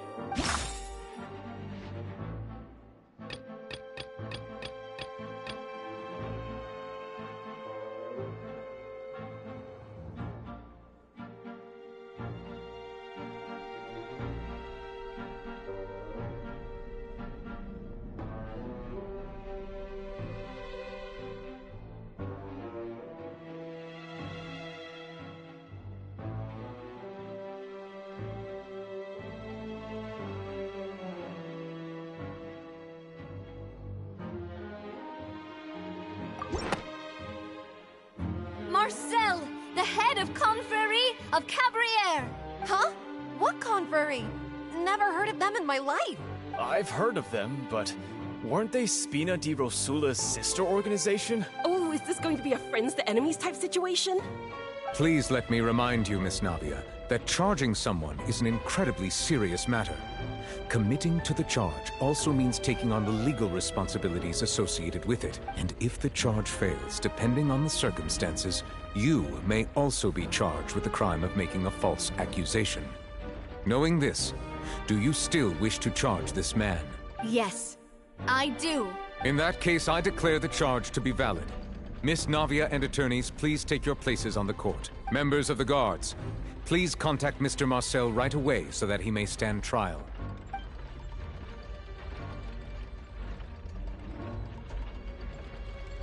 Mr. Marcel, you will not require an attorney.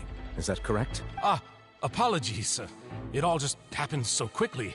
I still haven't figured out what's going on. I think an attorney won't be necessary. This is probably just a misunderstanding between me and Navia. Very well. In that case, since both sides have now arrived, Miss Navia, please present your charges. I would like to take everyone back to 3 years ago, to the case of Callus the Unfaithful. Only through elucidating what really happened in that case can we connect all the dots for the serial disappearances case. Navia, do you really think that I was the one who killed your father? Come on, why would I do that? Callus was my benefactor, and remember, both you and I only ran to the scene when we heard the sound of a gun. If that's enough to make me a suspect, wouldn't that make everyone at that banquet a suspect as well?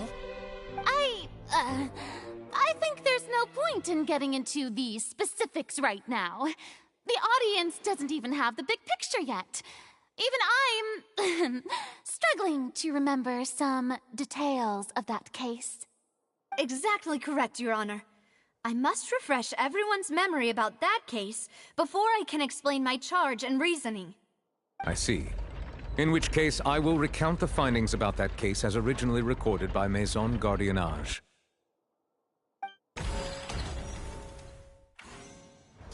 On the day of the murder, Spina di Rosula hosted a large banquet in a countryside estate owned by the Confrérie of Cabrières.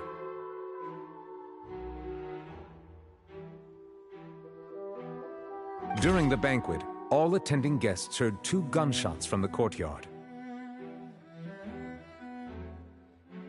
When the guests arrived at the scene, they found the primary suspect, Callus, holding a gun, while his acquaintance, Jacques, lay dead from a gunshot wound.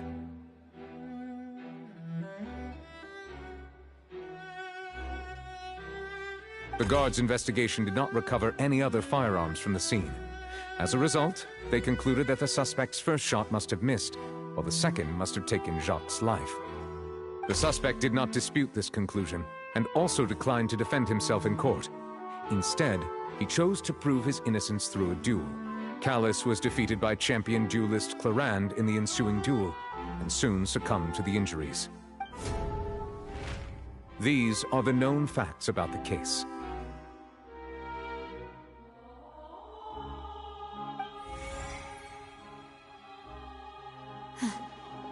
The one with the motive to kill was Jacques, not my father. And even so, Jacques still had no reason to pull the trigger. In truth, the third person shot Jacques first, and was shot in turn by my father when my father seized the gun from him. After that, the true culprit turned the third person into water, erasing all traces of him from the scene. Thank you for the summary, Your Honor. Of course, the guard's conclusion appeared quite sensible to us at the time. However, we should revisit the case now that we've gained new information about the abilities of water from the primordial sea.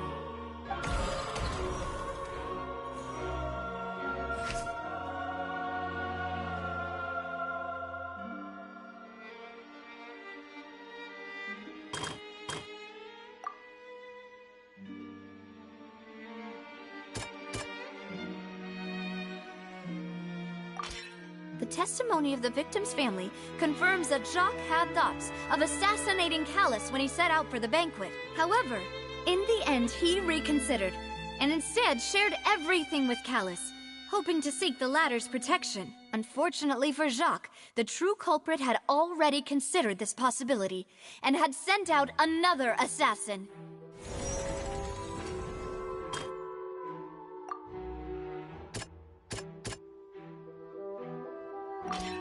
This assassin first shot Jacques, then turned to shoot Callus, only for Callus to wrestle the gun from him and kill him instead.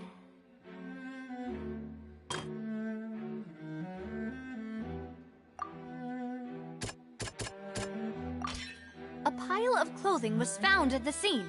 The guards once believed they were used by Jacques as a costume to disguise himself, but now it is clear that the clothes were proof that there was a third person at the scene, and that they were turned into water after committing the murder. Since it was raining that day, the culprit was confident that they could use the rain to wash away all traces of their dissolved accomplice. Realizing this, the true culprit caused the hired assassin to dissolve into water, leading everyone to believe Callus was responsible for Jacques' murder. This is the true version of events.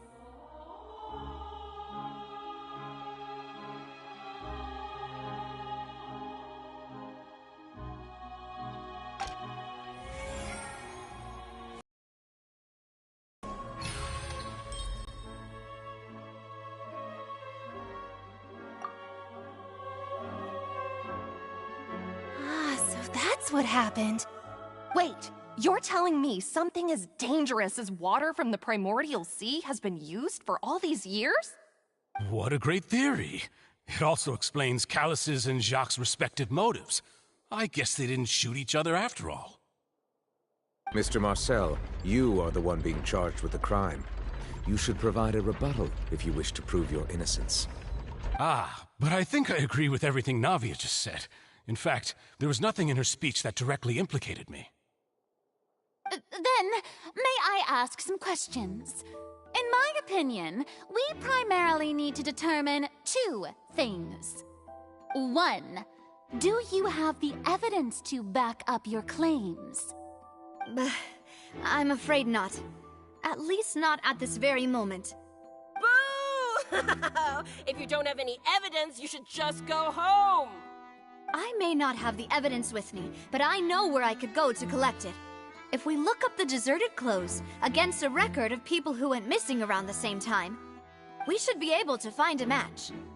Considering the serial disappearances case, the guards probably kept careful records of all missing persons from around that time, regardless of age or gender. That makes sense to me.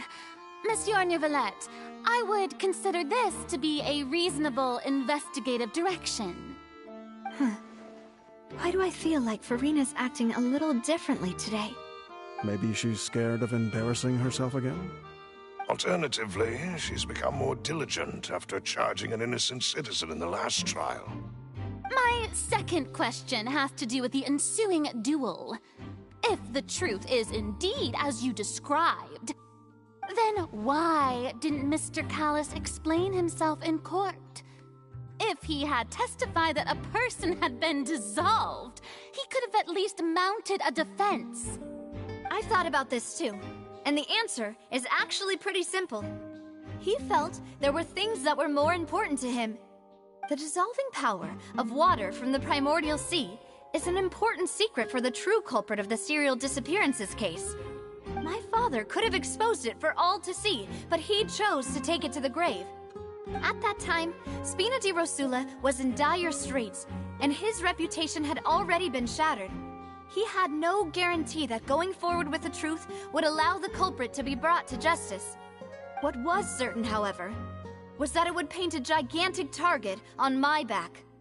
Boss once told me that Demoiselle had already been selected as the next target of the serial disappearances case. What? If the secret had gotten out, the culprit would have fought an all-out war with Espina right there and then. I wouldn't have been the only one in danger.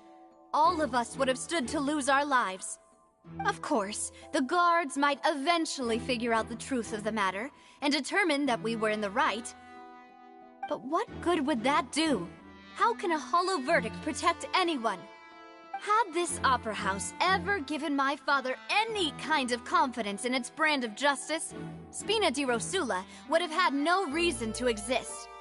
But by staying silent, we retain the ability to deter our opponents and continue the stalemate.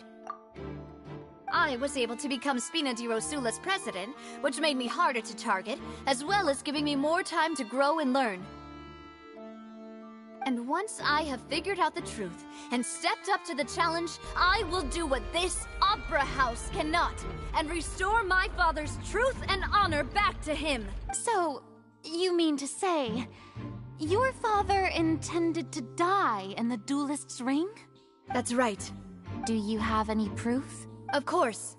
All you need is to ask his opponent, Clarand. I don't need your apology, your guilt, or your support from the shadows.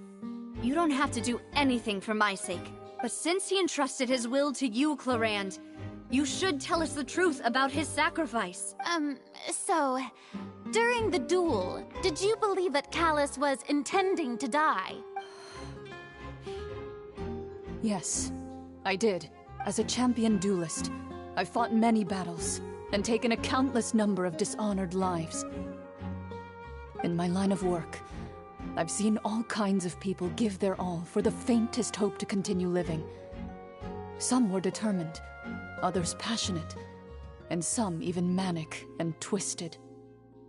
Just one look and I can tell if a duelist is hoping to live, or if they're looking to die. I hereby swear on my name and honor as a champion duelist that Mr. Callus never intended to leave the ring alive. Since that's your testimony, I have no more questions. It appears there really are good grounds to reopen this case. I concur. However, Miss Navia, you still have not explained the link between your father's case and the serial disappearances case. Right? What she said was fascinating, but kind of beside the point. Wait, weren't they just talking about the serial disappearances case? Of course, Your Honor. The two cases are connected via a matter of timing. In my father's case, the culprit intended to kill both Jacques and Callus. As a result, they planned to act after hearing 2 gunshots.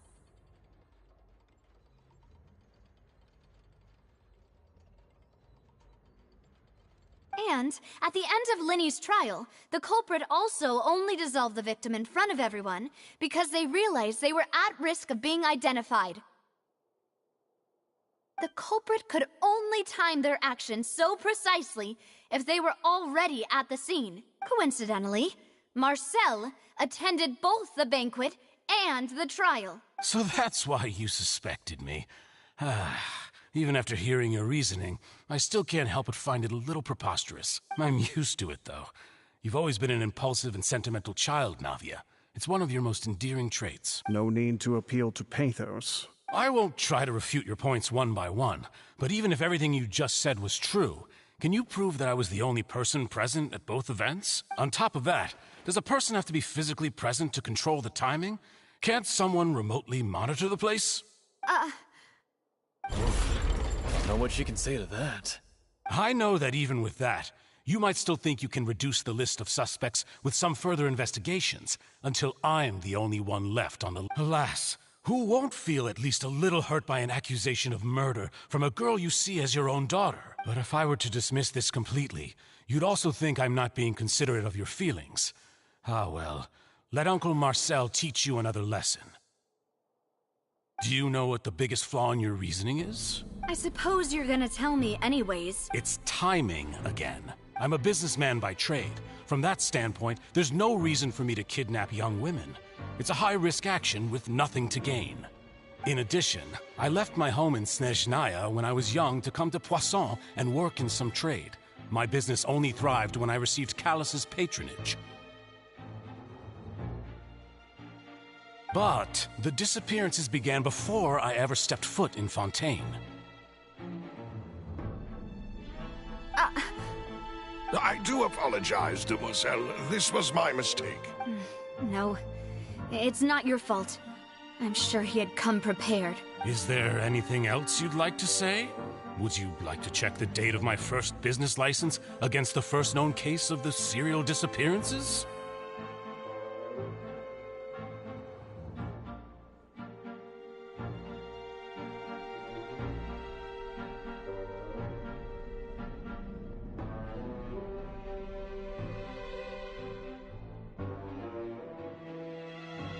You can also take a look at my border entry records, or ask my friends and family when I left Snezhnaya for the first time.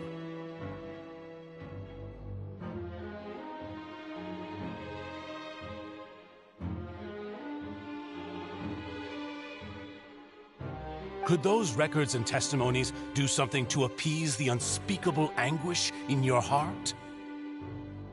Seems like she got the wrong guy. At this rate, Navia will be convicted for falsely accusing him. I think you've done a superb job of dissecting your father's feelings as he neared the end of his life. But aren't you going against all of his wishes and expectations right now? He wished for you to become more rational, collected, and conscientious, instead of dwelling only on your own feelings. Once you've learned to be more considerate of others' feelings, and to stop rushing headlong into things, you'd have met most of his expectations. This isn't just about me, and it never has been. The biggest difference between me and the rest of the victims is that I still have the ability to search for the truth. While that same agency has long been taken from them, the people whose families were destroyed by synth abuse, the people who lost their loved ones to the serial disappearances, and the people who suffered tragic ends due to their sense of justice. Many people's images are flashing before my eyes. I'm sure some are coming to those of you in the audience as well. And whose image do you see, Marcel? Is it a man named Vacher? Huh. Oh, so you do know that name. I'm merely surprised you'd suddenly say the name of someone I've never even heard of. I was waiting for you to say that.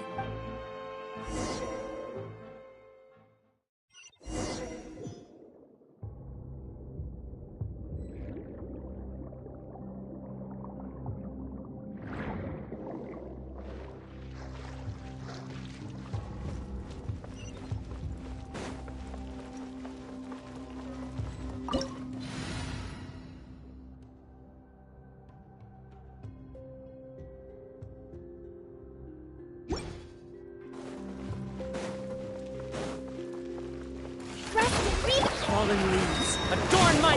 Manifest! Swirling snow!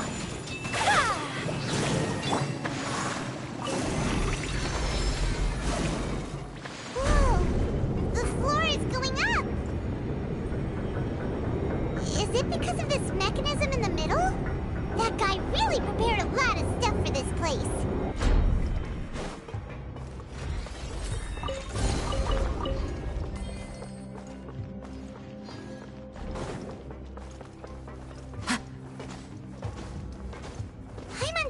We need to go up, but Paimon doesn't see a way.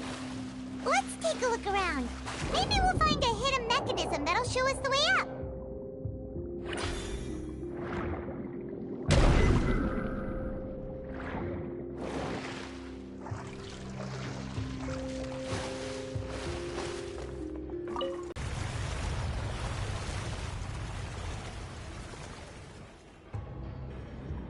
The water level is rising.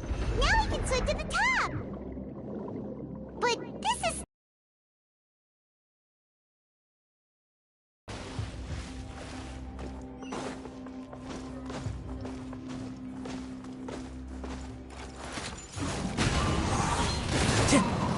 As one with wind and cloud.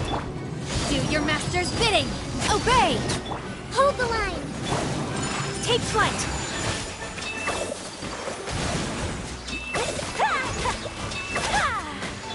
Manifest! One with nature. Whirling snow!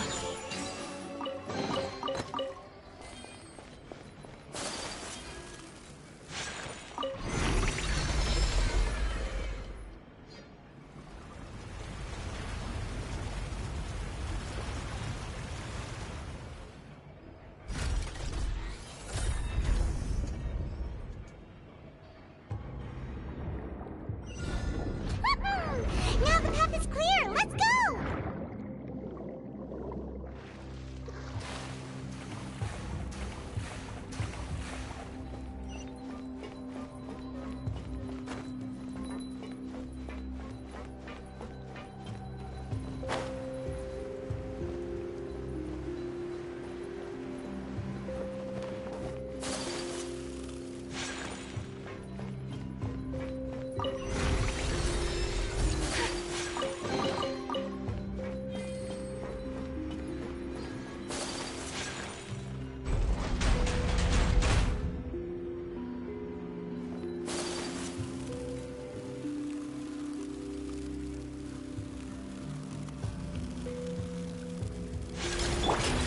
Clouds high, the birds call.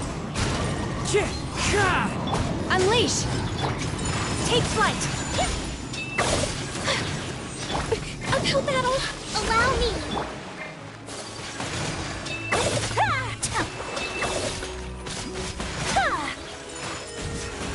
As one with wind and cloud. Into the wind.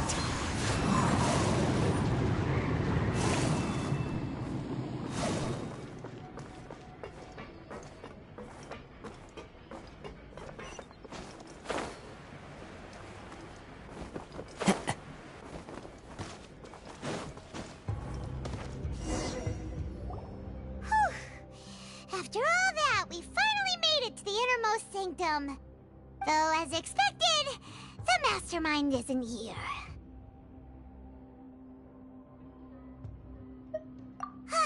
That's right. Then let's hurry up and find some evidence so we can get back to the Opera House and help Navia.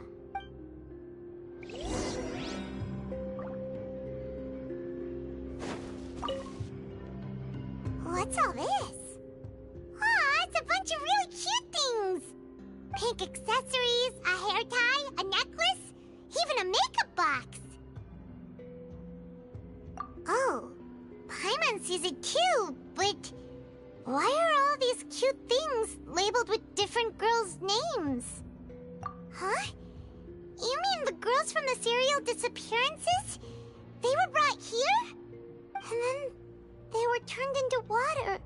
And all the boxes of things, these names. That means... Oh, this is terrible!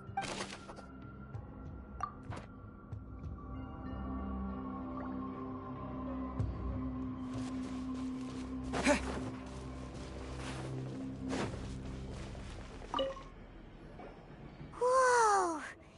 There's so much synth here! And so many bottles of ingredients that probably just contain the waters of the primordial sea. Mixing in progress, ready to drink, stock sample? Huh. They've also got all the synth pretty clearly labeled. Whoa, there's even fruit-flavored synth? Yep, it's super obvious.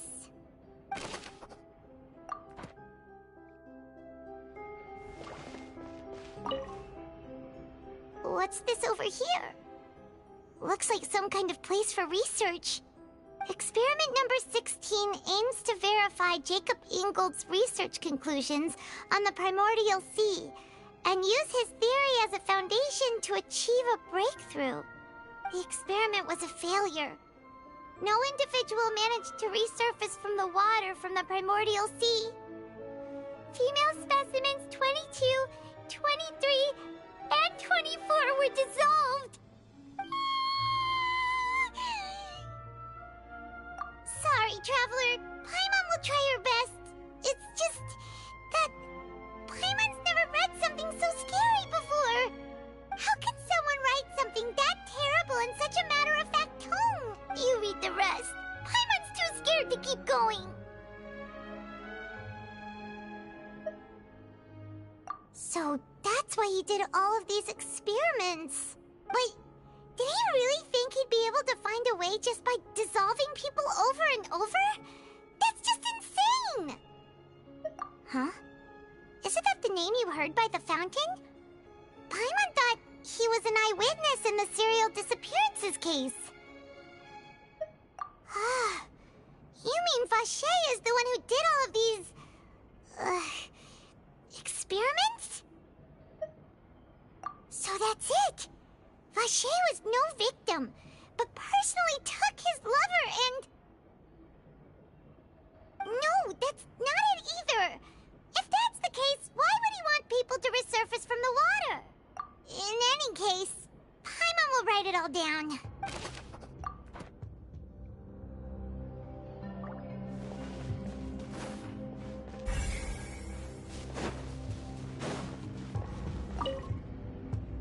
Oh, look!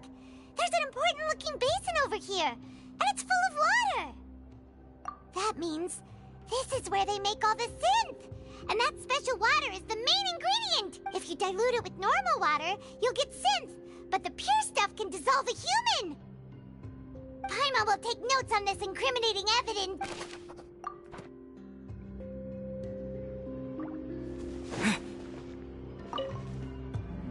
Let's see what's written here. Nothing escapes Detective Paimon's eyes. Callus. Navia's father. Oh, this seems to be an investigation report on him.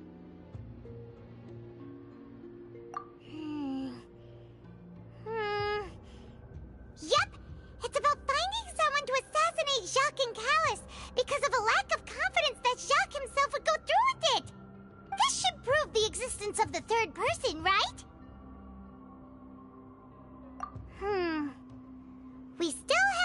determines the exact content of the key information Callus has passed on to certain members of his organization. The old dog's a real menace to deal with. Even if he abides by the promise he's made to us, he will still have the upper hand. He can act whenever he wants to make our lives miserable. The only option left is to remove him from the picture entirely. I concur. Let's send someone to kill him. He won't declare war as long as we don't touch Navia. Oh, seems like we've got a bunch of correspondence between the higher-ups. They're all just so evil.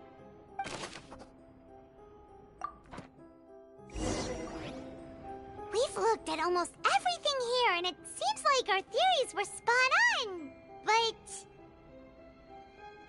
yeah, we haven't found anything that reveals his true identity. No wonder even Neuvillette wasn't able to find anything. Whoever it is probably destroyed everything to do with that name a long time ago. That way, even if we bring all this back to the opera, we won't be able to identify the true culprit. Sure thing. Paimon won't admit defeat to this guy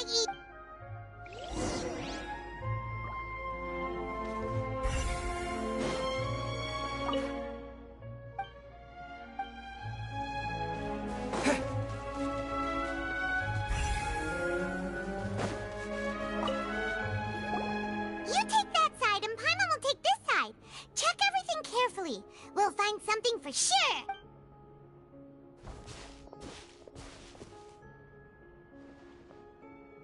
Ugh. Nothing at all. And Paimon can't even find snacks either. Whoa, really? Let Paimon see. Vinier. Isn't that Vache's lover's name? Then you found her diary. Let's see. Aw. It's just a normal diary chronicling their love story. She was so sweet, too. Oh, Paimon feels even worse for her now. So many! A whole page's worth! But they're all crossed out. Was she unhappy with all of them? The final name she decided on was Marcel. Wait, but Marcel's pretty old. Has this case been going on for so long that he's Vache and Vinier's grown son? Hey! Paimon still hasn't figured it out yet.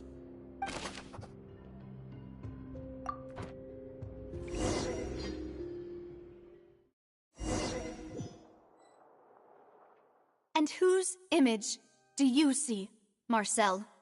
Is it a man named Vache? Huh.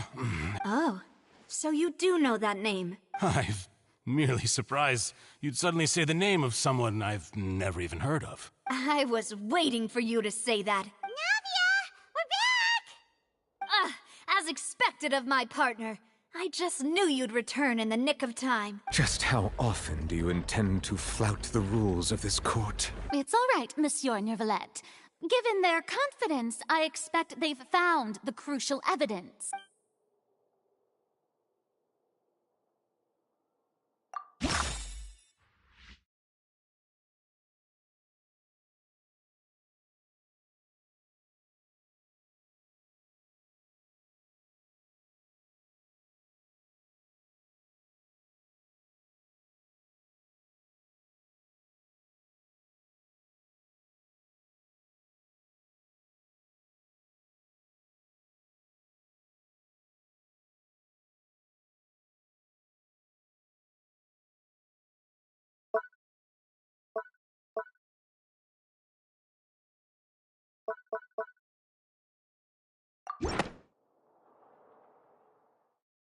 But the truth of it, Marcel, is that you've always been Vache. Huh? We've investigated your lair and we already know everything! After your lover, Vinier, was dissolved, you kept abducting young women to experiment on the hopes of bringing her back to you! You even created Marcel as a new identity, and destroyed all records of your past as Vache! So that's it. Even the villains in opera performances rarely go that far. And with that, Marcel's motive has now been established. This information regarding your past also dismantles your prior timing defense. Well, Marcel, do you know where you went wrong? You fixated your gaze on the lover that passed away, instead of paying attention to the living people around you. So, you never noticed how we changed, or how we grew as individuals. You also never understood Boss's real expectations for his daughter. Or our determination to see things through. Your determination. Mr. Marcel, please speak up now if you would like to defend yourself. Otherwise, the trial will move on to the next stage. Do you really think I wanted to do any of this? Pay attention to you? What for? Have you ever paid attention to me? Ever empathized with my pain? Ever known how it feels to watch the love of your life dissolve right in front of your eyes? No one helped me. No one even believed me. All those decades ago, even the officers from the Maison Gardiennage were laughing at me. They said there's no way a human being can turn into water. So I must have gone mad from grief. Vigniere's death was brushed away by all of you as if it didn't matter at all. Well, now you know, don't you? Ha! Well, it's too late now. All those who were dissolved are gone forever. You only have yourselves to blame. You set up this ornate opera house in pursuit of your so-called justice, your beloved drama, while turning a blind eye to the suffering of the people. Vigniere is dead. We promised each other that we would always be together. Wherever she goes, I will follow, but I'm not from this blasted place. So I can't be dissolved, no matter what I do. Hey, is that water from the primordial sea that he's drinking? I can't dissolve! Can't dissolve! Can't dissolve! Do you all see? I can't go, I can't follow. So if I can't go where she is, what choice do I have but to try to bring her back? I did all of that, and in the end, that accursed Callus still got the better of me. I spent my entire life living on pins and needles, only to get stabbed by his idiot daughter at the very end. The suspect is exhibiting signs of mental distress. Guards, please restrain him. Don't touch me! Don't anybody come near me! I still need to save Vigniere. A promise. We made a promise. Vigniere. Vigniere. Please, Vigniere. Don't think badly of me. All I want to do is fulfill our promise. At this point, the verdict of this trial is clear. With Mr. Marcel's conviction, the charges against Mr. Tartaglia no longer have any basis. Fine by me. I was in a bad mood, but after a show like that, I'm actually feeling pretty good. Traveler, please submit all the evidence you have collected to the guards, so that I might review and summarize the truth behind the serial disappearances case. The man now known as Marcel was originally named Vacher and worked as an adventurer with his partner and lover Vigniere. During an underwater expedition, Vigniere accidentally came into contact with water from the primordial sea and was dissolved in front of Vacher as a result. Vacher learned of the primordial water's existence through the work of others and began to kidnap young women for research, with the goal of discovering a method to restore Vigniere back to life. To cover his tracks, he invented the new alias of Marcel and began to operate a business in Poisson. During the course of his research, Vacher discovered that a diluted concoction of water from the primordial sea can induce feelings of euphoria, and began to manufacture and market synth. However, as he accumulated wealth to fund his continued research and expanded the scope, he came into conflict with Spina di Rosula. After exchanging blows with Spina di Rosula for many years, Vacher decided to assassinate their president Callus at a banquet. Although the assassination did not go as Vacher expected, he was able to turn Callus into the murder suspect by dissolving the assassin he sent to the scene. And just recently, Vache attempted to frame Linny as the culprit of the serial disappearances case, using a similar method. However, his attempt to frame Linny failed, and the power of water from the primordial sea became public knowledge. This case also exposed enough of Vache's machinations that he was eventually successfully charged in court. Thus concludes the enigmatic history of the serial disappearances case, with the truth revealed to all.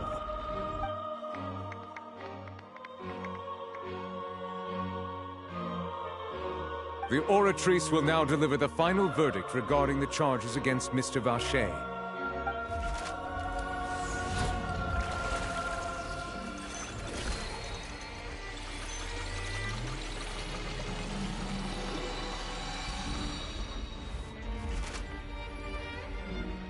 According to the judgment of the Oratrice Mécanique d'Analyse Cardinale, Mr. Vache is guilty. Guards! Take Vache away. Good. It's what he deserves. With that, the serial disappearances case is over now. We really just witnessed history. Who would have thought the true culprit would be such a polite and well-spoken guy? Yippee! We helped Navia bring the bad guy to justice!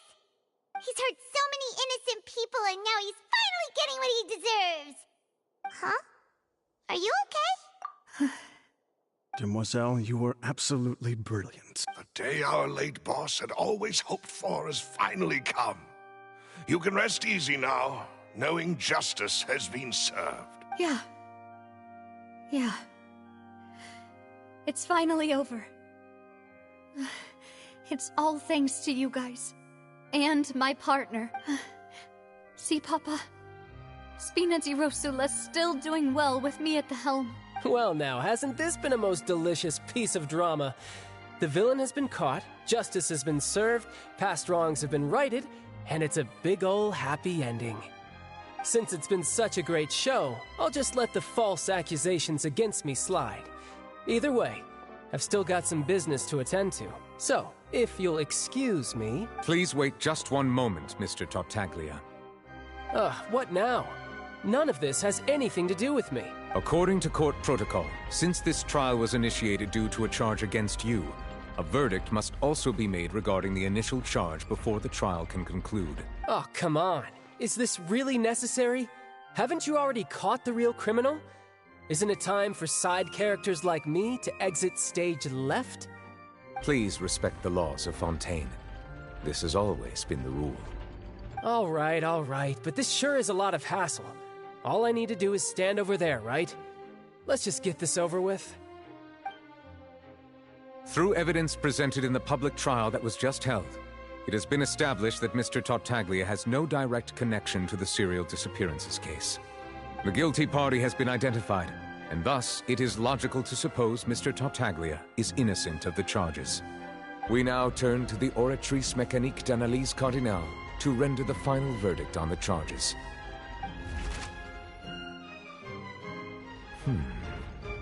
According to the judgment of the Oratrice Mécanique d'Analyse Cardinale, Mr. Tartaglia is guilty. What? Hey! That's not funny! Didn't you just say I'm supposed to be innocent? What's with this verdict? Is your justice machine malfunctioning? Huh? This has never happened before.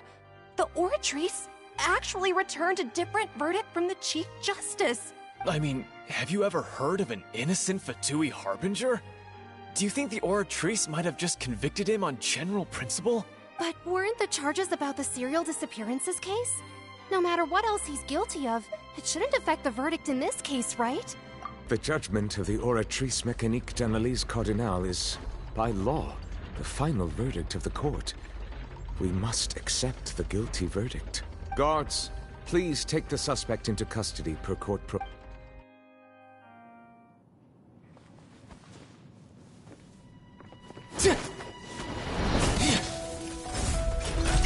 So this is how justice is done in Fontaine.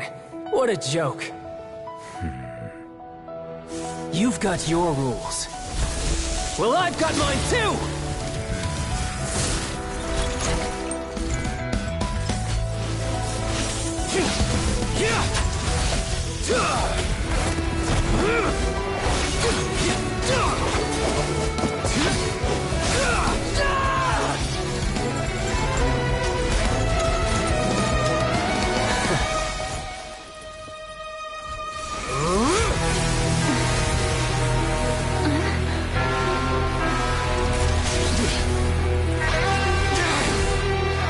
He's activating his spell legacy!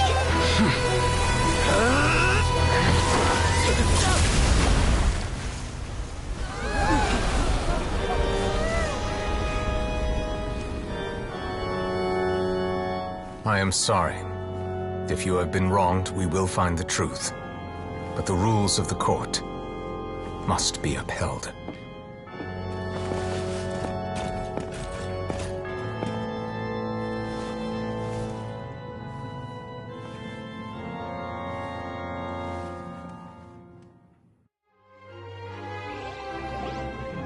Hey, Monsieur Nouvelette, what's going on?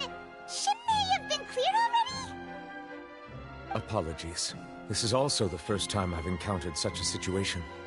However, according to the rules established at the conception of Fontaine's court system, the Oratrice's judgment is the final verdict of the court. All I do is follow court procedure. As for why the Oratrice arrived at the conclusion it did, you should probably ask someone more knowledgeable than me.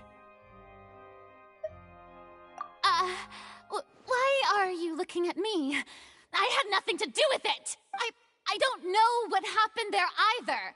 Hey, stop staring at me! What does Lady Farina mean by that? She says she has no idea either, but that's impossible. Didn't she create the Oratrice herself? Yeah, so are the verdicts reliable or not? Can results like this really be called justice? My dearest citizens, did you really think we'd allow an incorrect verdict to be handed out in this court? Did you really believe that the judgment could be mistaken or be the result of some sort of random mishap?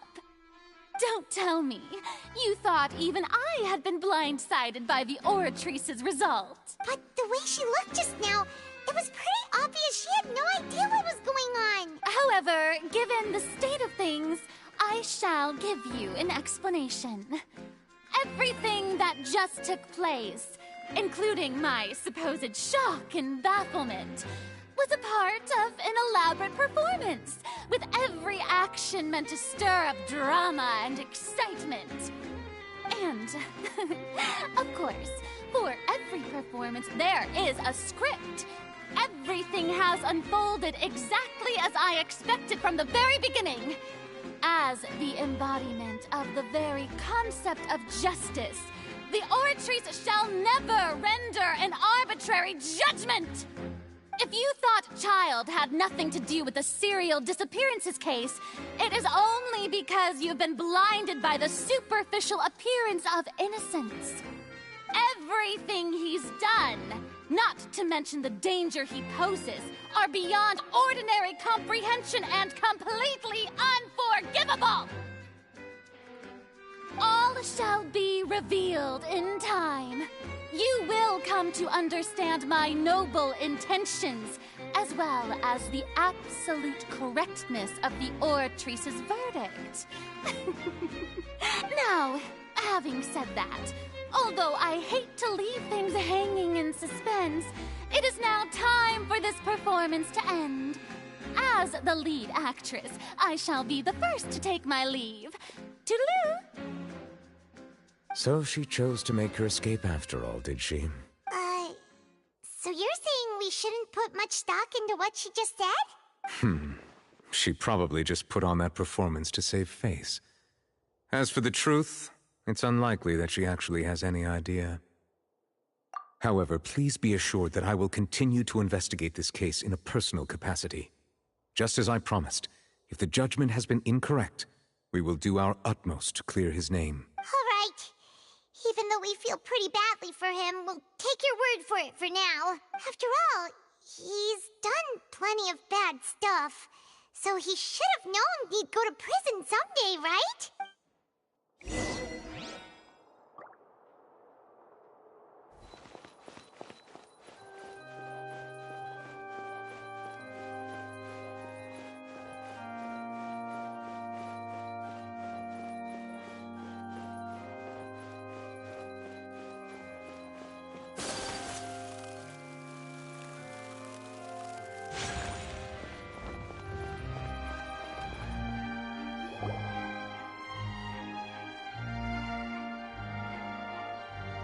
Hey, what are you doing? Quick, stop him! Traveler! Hey! Traveler! Marcel! What are you doing over here? Stop resisting arrest! Cease, or we'll add another charge to the list. No, wait! I just want to ask the Traveler something. I'm not looking to run away. Please, just let me ask this one small thing. Go on. Thank you. I was being led away when I finally realized something.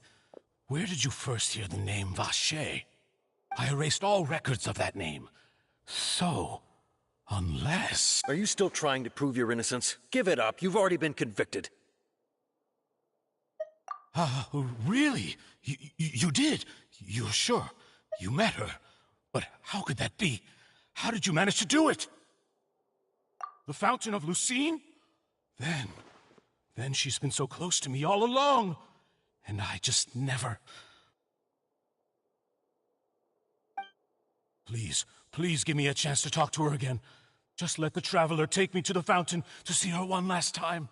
This is the last request I'll ever make in my life. You can do whatever you want to me afterwards. I don't care. What? Give an inch and you want to take a mile? Do you think serial killers get to make requests like that? Paimon agrees. Why should we give him what he wants when he's only done a ton of super terrible things? This request, is it worth as much to you as your life? Of course! Wait, no. It's worth even more than my life. Humans. Will they betray the instinct to live just to satisfy spiritual needs?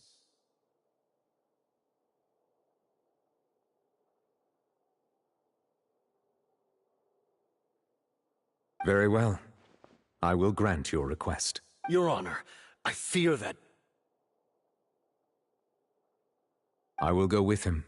You do not need to worry about any escape. In that case, I shall leave him in your most capable hands, Chief Justice. Thank you, Your Honor.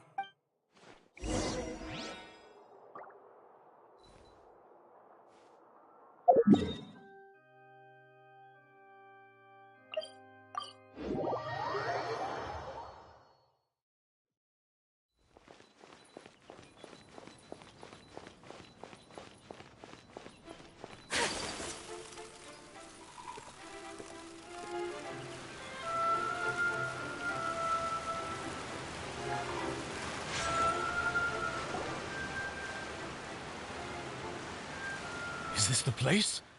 You said she's here, but what do I need to do to see her?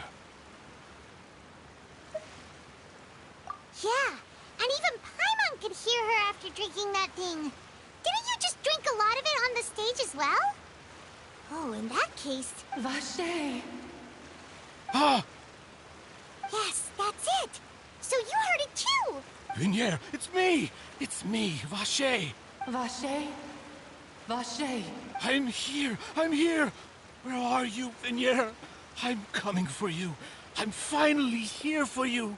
Hey, wait! Be careful! Hey, what? Vignier, is that you? It's me, Vacher! Vignier! Vacher? Why did you come? Didn't I say? You don't need to look for me. You look a lot older than I remember. How long has it been? It's been more than 20 years. I've suffered for over 20 years since the day you left. All this time, only the thought of bringing you back has kept me alive. Nothing else mattered to me. I must be dreaming. Who would have thought I'd get the chance to tell you all of my feelings like this? Vignier, you are my everything. I really don't know how I could live without you. But Vache, if you ask me, this world would be better off without you. What are you saying? If not for you, I would have finished my law degree and probably become a top-tier attorney one day. If not for you, I would have continued to pursue my love of the arts, and my works would have been displayed in the Palais Mermonia. If not for you, I would at least have been able to take care of my mother. And she would not have grown old and died alone, with nothing but the tears on her cheeks. It's all because of your selfishness, Vache. It's all because of you. You...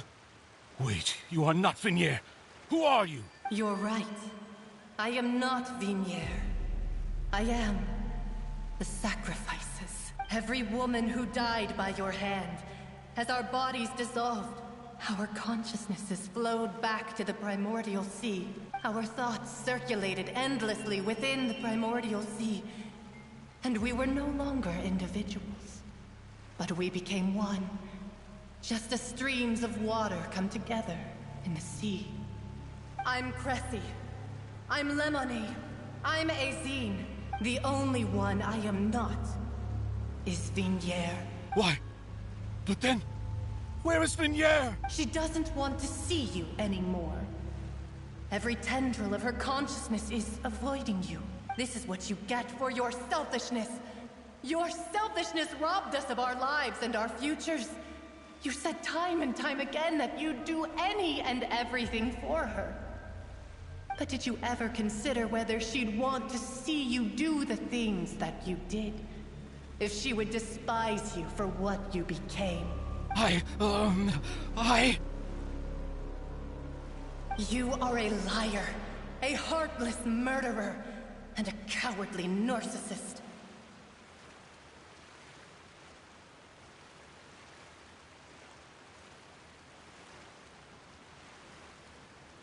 The only thing you are not is Vignier's beloved.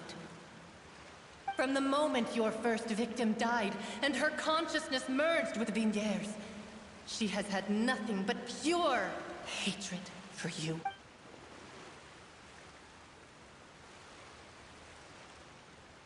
No! Vignier! She can't hate me. Let me see her. Please, have mercy. You still don't understand. When I said don't look for me, that came from the real Vignier. She really doesn't want to see you anymore.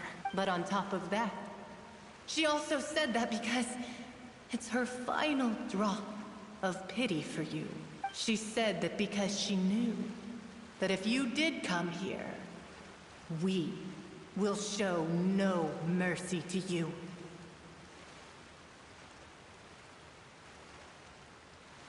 Vache. Vache?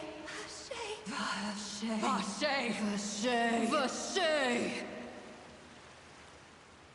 Drown.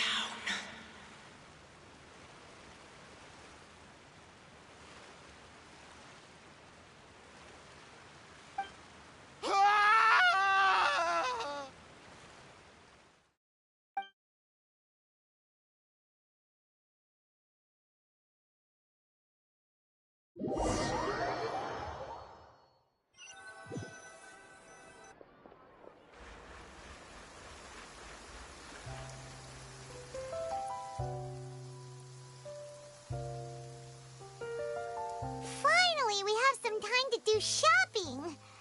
Gosh, it's really been a long time since we've been able to relax. Huh. Well met, partner. I knew something great was going to happen when I woke up in such a good mood today. Even this weather can't put a damper on the demoiselle's mood. It's a pleasure to see you both again. Oh, hey, Navia! It's been a few days. Paimon's already started to miss you. Oh, now that I believe.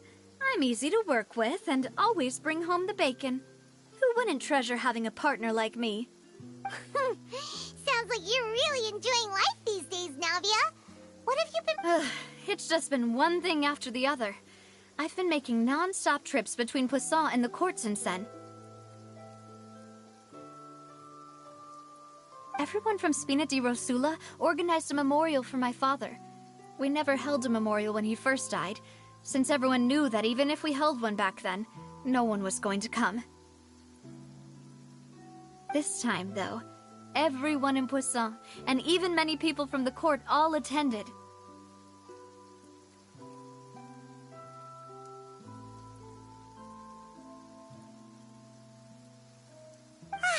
So his name's definitely been cleared now. That's what we like to hear. It's been the dearest wish of Demoiselle all along. That blasted stubborn fool. I was right to put my faith in him. I'm so glad I didn't give up on the case all those years ago. Oh, by the way, I ran into Charlotte just after I left the memorial service. Well, maybe it'd be more accurate to say I knew she would be there, and there was no way she'd just let me go. Huh? So you know Charlotte too? The Charlotte? Journalist from the Steambird? Yeah, way back when I first became the president of the Spina di Rosula, she was all over me. Wouldn't take no for an answer. I believe the story was called The True Heart of Darkness, Secret Tales of the Yellow Rose. To be fair, though, it was a really flattering feature. So, we've been on pretty good terms ever since. She was trying to lean on our friendship to get me to do an exclusive piece on the serial disappearances case. Oh yeah, she told us about that. She's always been super interested in that case, so now her wish has finally come true too. Anyway, I told her to make sure that when she writes about you guys entering the opera house with the critical evidence, that you both sound really cool. Now that's another thing to look forward to. We trust Charlotte's skills with a pen for sure. Oh, and in other news, I also took Clorand out for a meal. Oh, are you two on better terms now? While you were investigating Vaché's headquarters, Clorand gave testimony on my father's behalf. It was thanks to her that we were able to turn the tide. I wanted to thank her. I mean, there's also no point in being awkward all the time, so we took the chance to reconcile with each other. Oh, that's great. Paimon also thought Clorand wasn't actually a bad person. It's always good to have more friends. Anyway, now that the case has finally been solved, perhaps it will slowly begin to fade from the public consciousness. Oh, actually, there's still one last thing I need to do. What is it? I should pay a visit to my father's grave, and tell him the truth of what happened, as well as how it all ended. And on top of that, just how much people still look up to him, to this day. That includes me, too. Miss Navia. Indeed.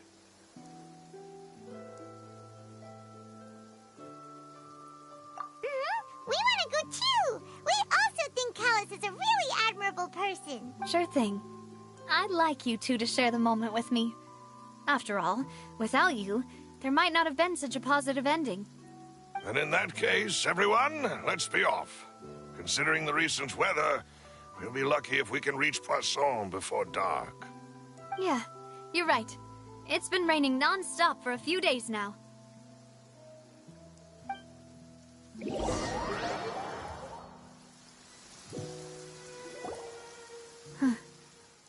This is where my father's grave is.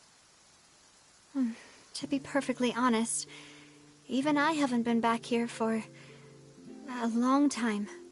Huh? There's someone there already. Wait. That figure. It can't be... Hmm?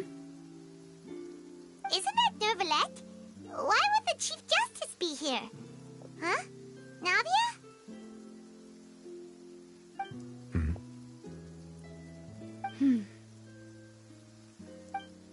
My apologies. I should have asked before coming to pay my respects. Don't say that. Sorry about that. Oh, I was trying to say there's no need for you to apologize. I wanted to show my father how much I've grown.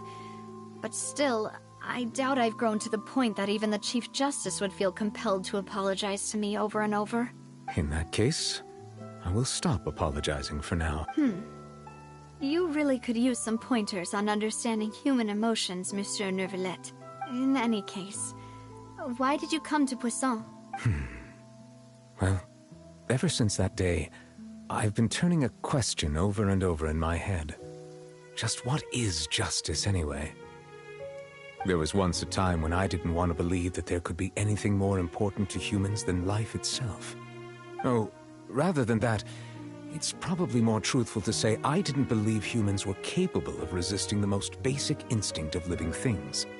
That they could rebel against their own nature, or consider certain things to be more important than their own lives. Which is also why I didn't stop your father from beginning that fateful duel. I believed that a truly innocent man would never throw away his life like that. That there was nothing, should have been nothing more important than one's own continued survival. But Mr. Callis proved me utterly and decisively wrong. If not for his sacrifice, the serial disappearances case would have remained unsolved to this day. Mr. Callis made the choice he did for his daughter, for his associates, and for many people completely unrelated to him. And in the end, from a certain perspective, one could say that he did it all for the sake of justice. A justice that's higher than life itself. So, you asked me why I came here. I just wanted to say my apologies to Mr. Callis in person. I should have noticed all of this much sooner. This regret has filled me with a sadness that has haunted me for days. That high and mighty chair in the Opera Epiclese indeed insulates one from many important things. Spina di Rosula, thank you so much for your hard work and perseverance. I'm sorry for being mad at you before.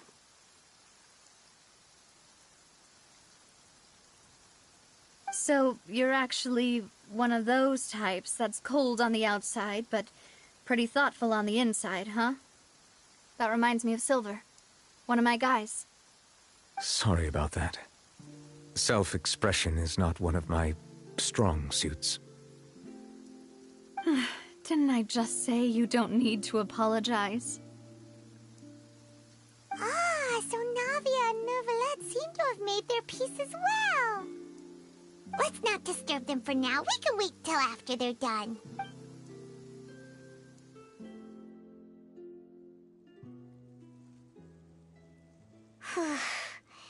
Paimon's never paid respects at someone's grave before. Did Paimon do anything rude there? Huh?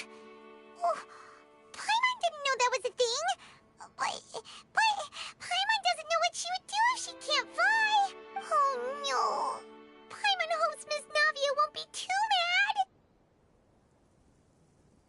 Anyway, Neuvillette is still standing around there. It's not often that we can catch him alone like this, so why don't we go talk to him for a bit?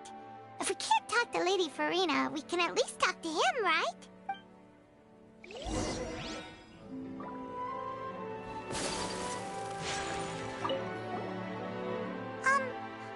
Paimon's really sorry, Navia, but Paimon did something pretty disrespectful just now. What are you saying, Paimon? I don't think I get it. Well, aren't you not supposed to fly around someone's grave? Huh? Who told you that? Hey, Traveler! Why did you mess with Paimon again?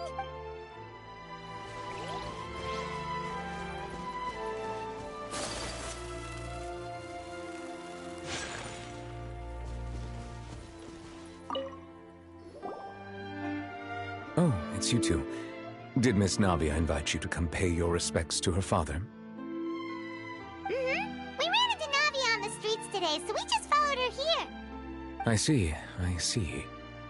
Then is there something that I can help you with? Well, it's pretty hard to run into you like this, since you're usually super busy.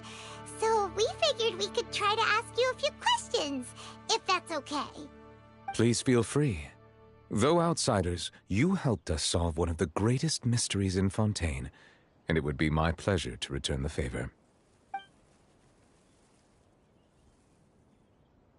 So, at court, the bad guys referred to that special water as water from the primordial sea, but what is it really? Truthfully, that name is already quite accurate. I can only surmise that Vacher and his ilk only learned of its nature and existence after extensive research. There used to be a special sea on the surface of this planet. The nature of its seawater was rather different from that of the sea we know today. Most of Tevat's life forms were first born in that special sea. You could say it nurtured much of the life on this planet. Huh. So it really was where everything began. It makes sense to call it primordial then. But today, the primordial sea no longer exists on the planet's surface.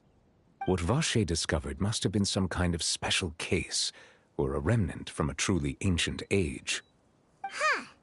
So that's how it is. Oh, you really know everything, Monsieur Neuvillette. But if that's the case, then why would people, at least people from Fontaine, dissolve in that kind of water? Indeed. Why would the primordial sea, which was known to engender and nurture life, suddenly reverse itself and devour life instead? To be frank, that also doesn't match my understanding of this world and its laws. There must still be some unknown secrets around the people of this land. Is there anything else you'd like to ask me about?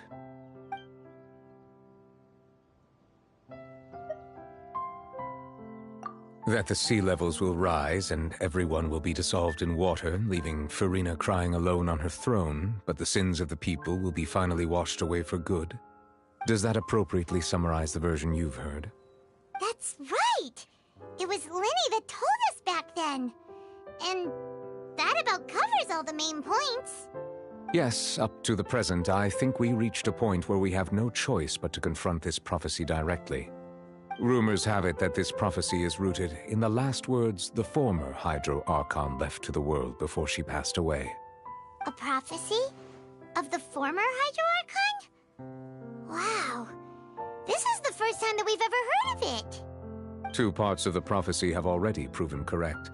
The rising sea levels and the ability of the people of Fontaine to be dissolved. We should be more vigilant and stay on the watch for further signs. Speaking of the prophecy, Furina has also always taken it quite seriously. Indeed, she has been collecting information and intelligence from across Tevat for this purpose. If the rumors were true, then perhaps this prophecy is the conundrum left to Furina by her predecessor. But with Furina being the way she is, can we really trust her to solve it? Is there anything else you'd like to ask me about?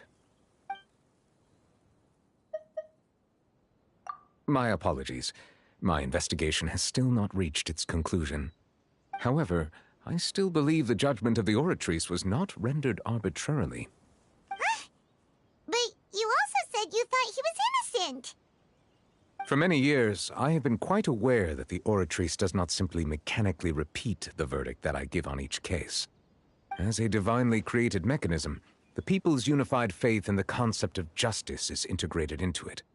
Not only can it produce the incredible power of indemnitium, but it likely also possesses other traits, such as self-awareness.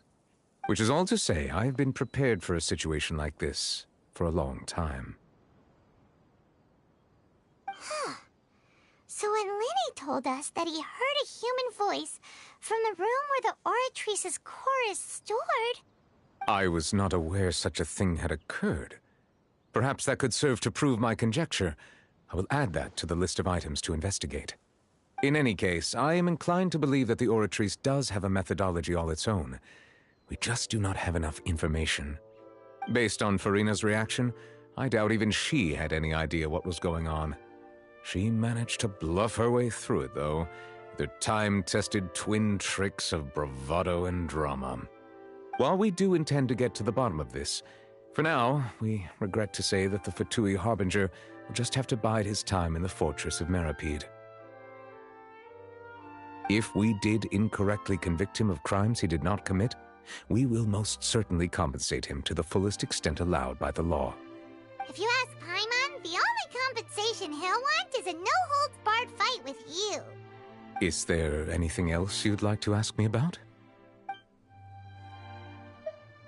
Your sibling? Another blonde-haired traveler? I'm sorry, but I've never seen anyone who matches that description. If she ever stepped foot in Fontaine, I'm sure she followed our laws to the letter, and had no reason to appear on the stage of the opera Epiclese. Is there anything else you'd like to ask me about? Very well. It was my honor to provide you with what answers I could. I very much enjoyed conversing with you. It will soon be time for me to leave this blissful tranquility behind and return to Palais Memornia. You really are super busy, Monsieur Neuvillette. Paimon thought you only came here to pay your respects today because you had the day off. Crime and villainy do not have the day off, and so justice must work around the clock as well. This is merely the nature of a justice's work. All right. You've got a point. Huh? Paimon just noticed that the rain has stopped.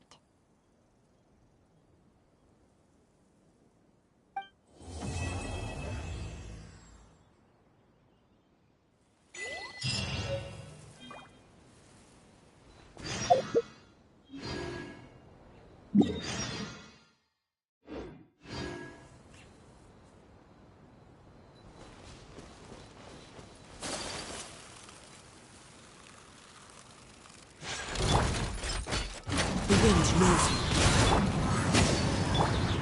Let's move out.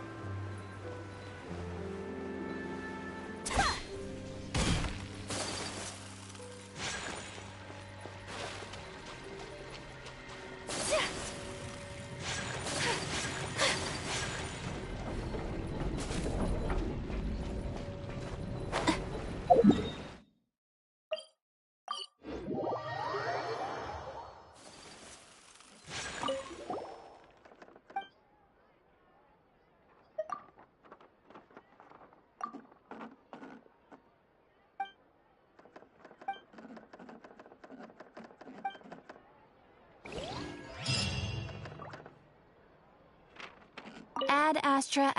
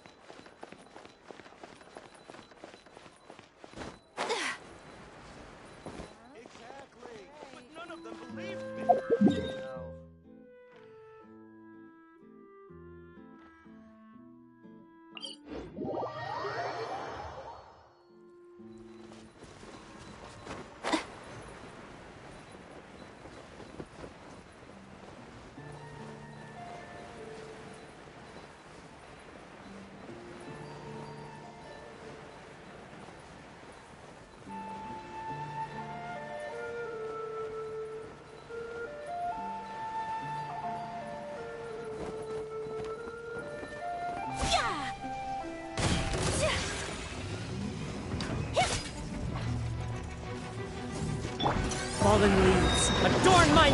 Manifest! Hold the line! Whirling snow!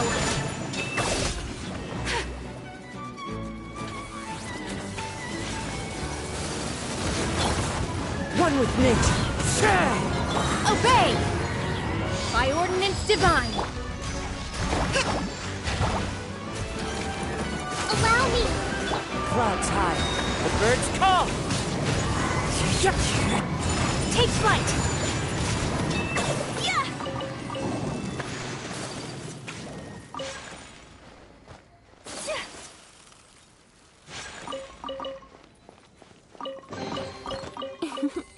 Today is a lucky day.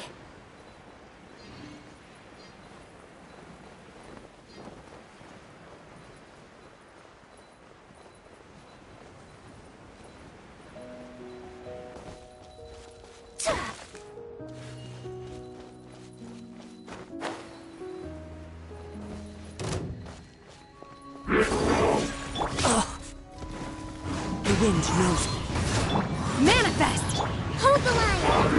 Sakura swirl!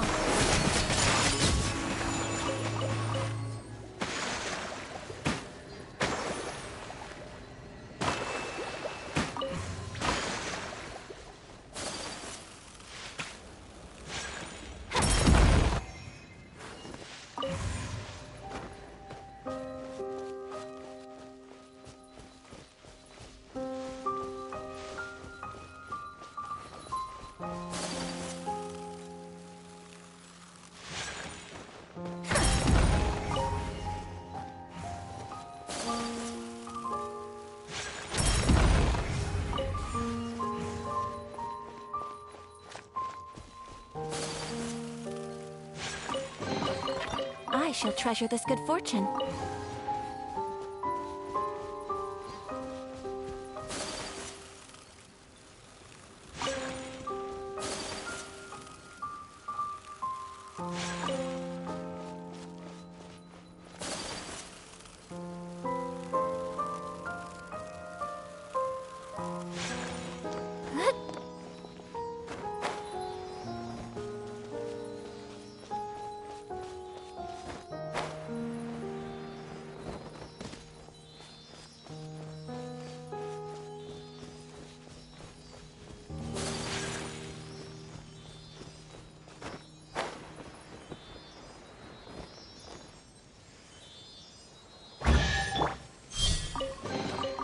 So, this is what the world considers to be treasure.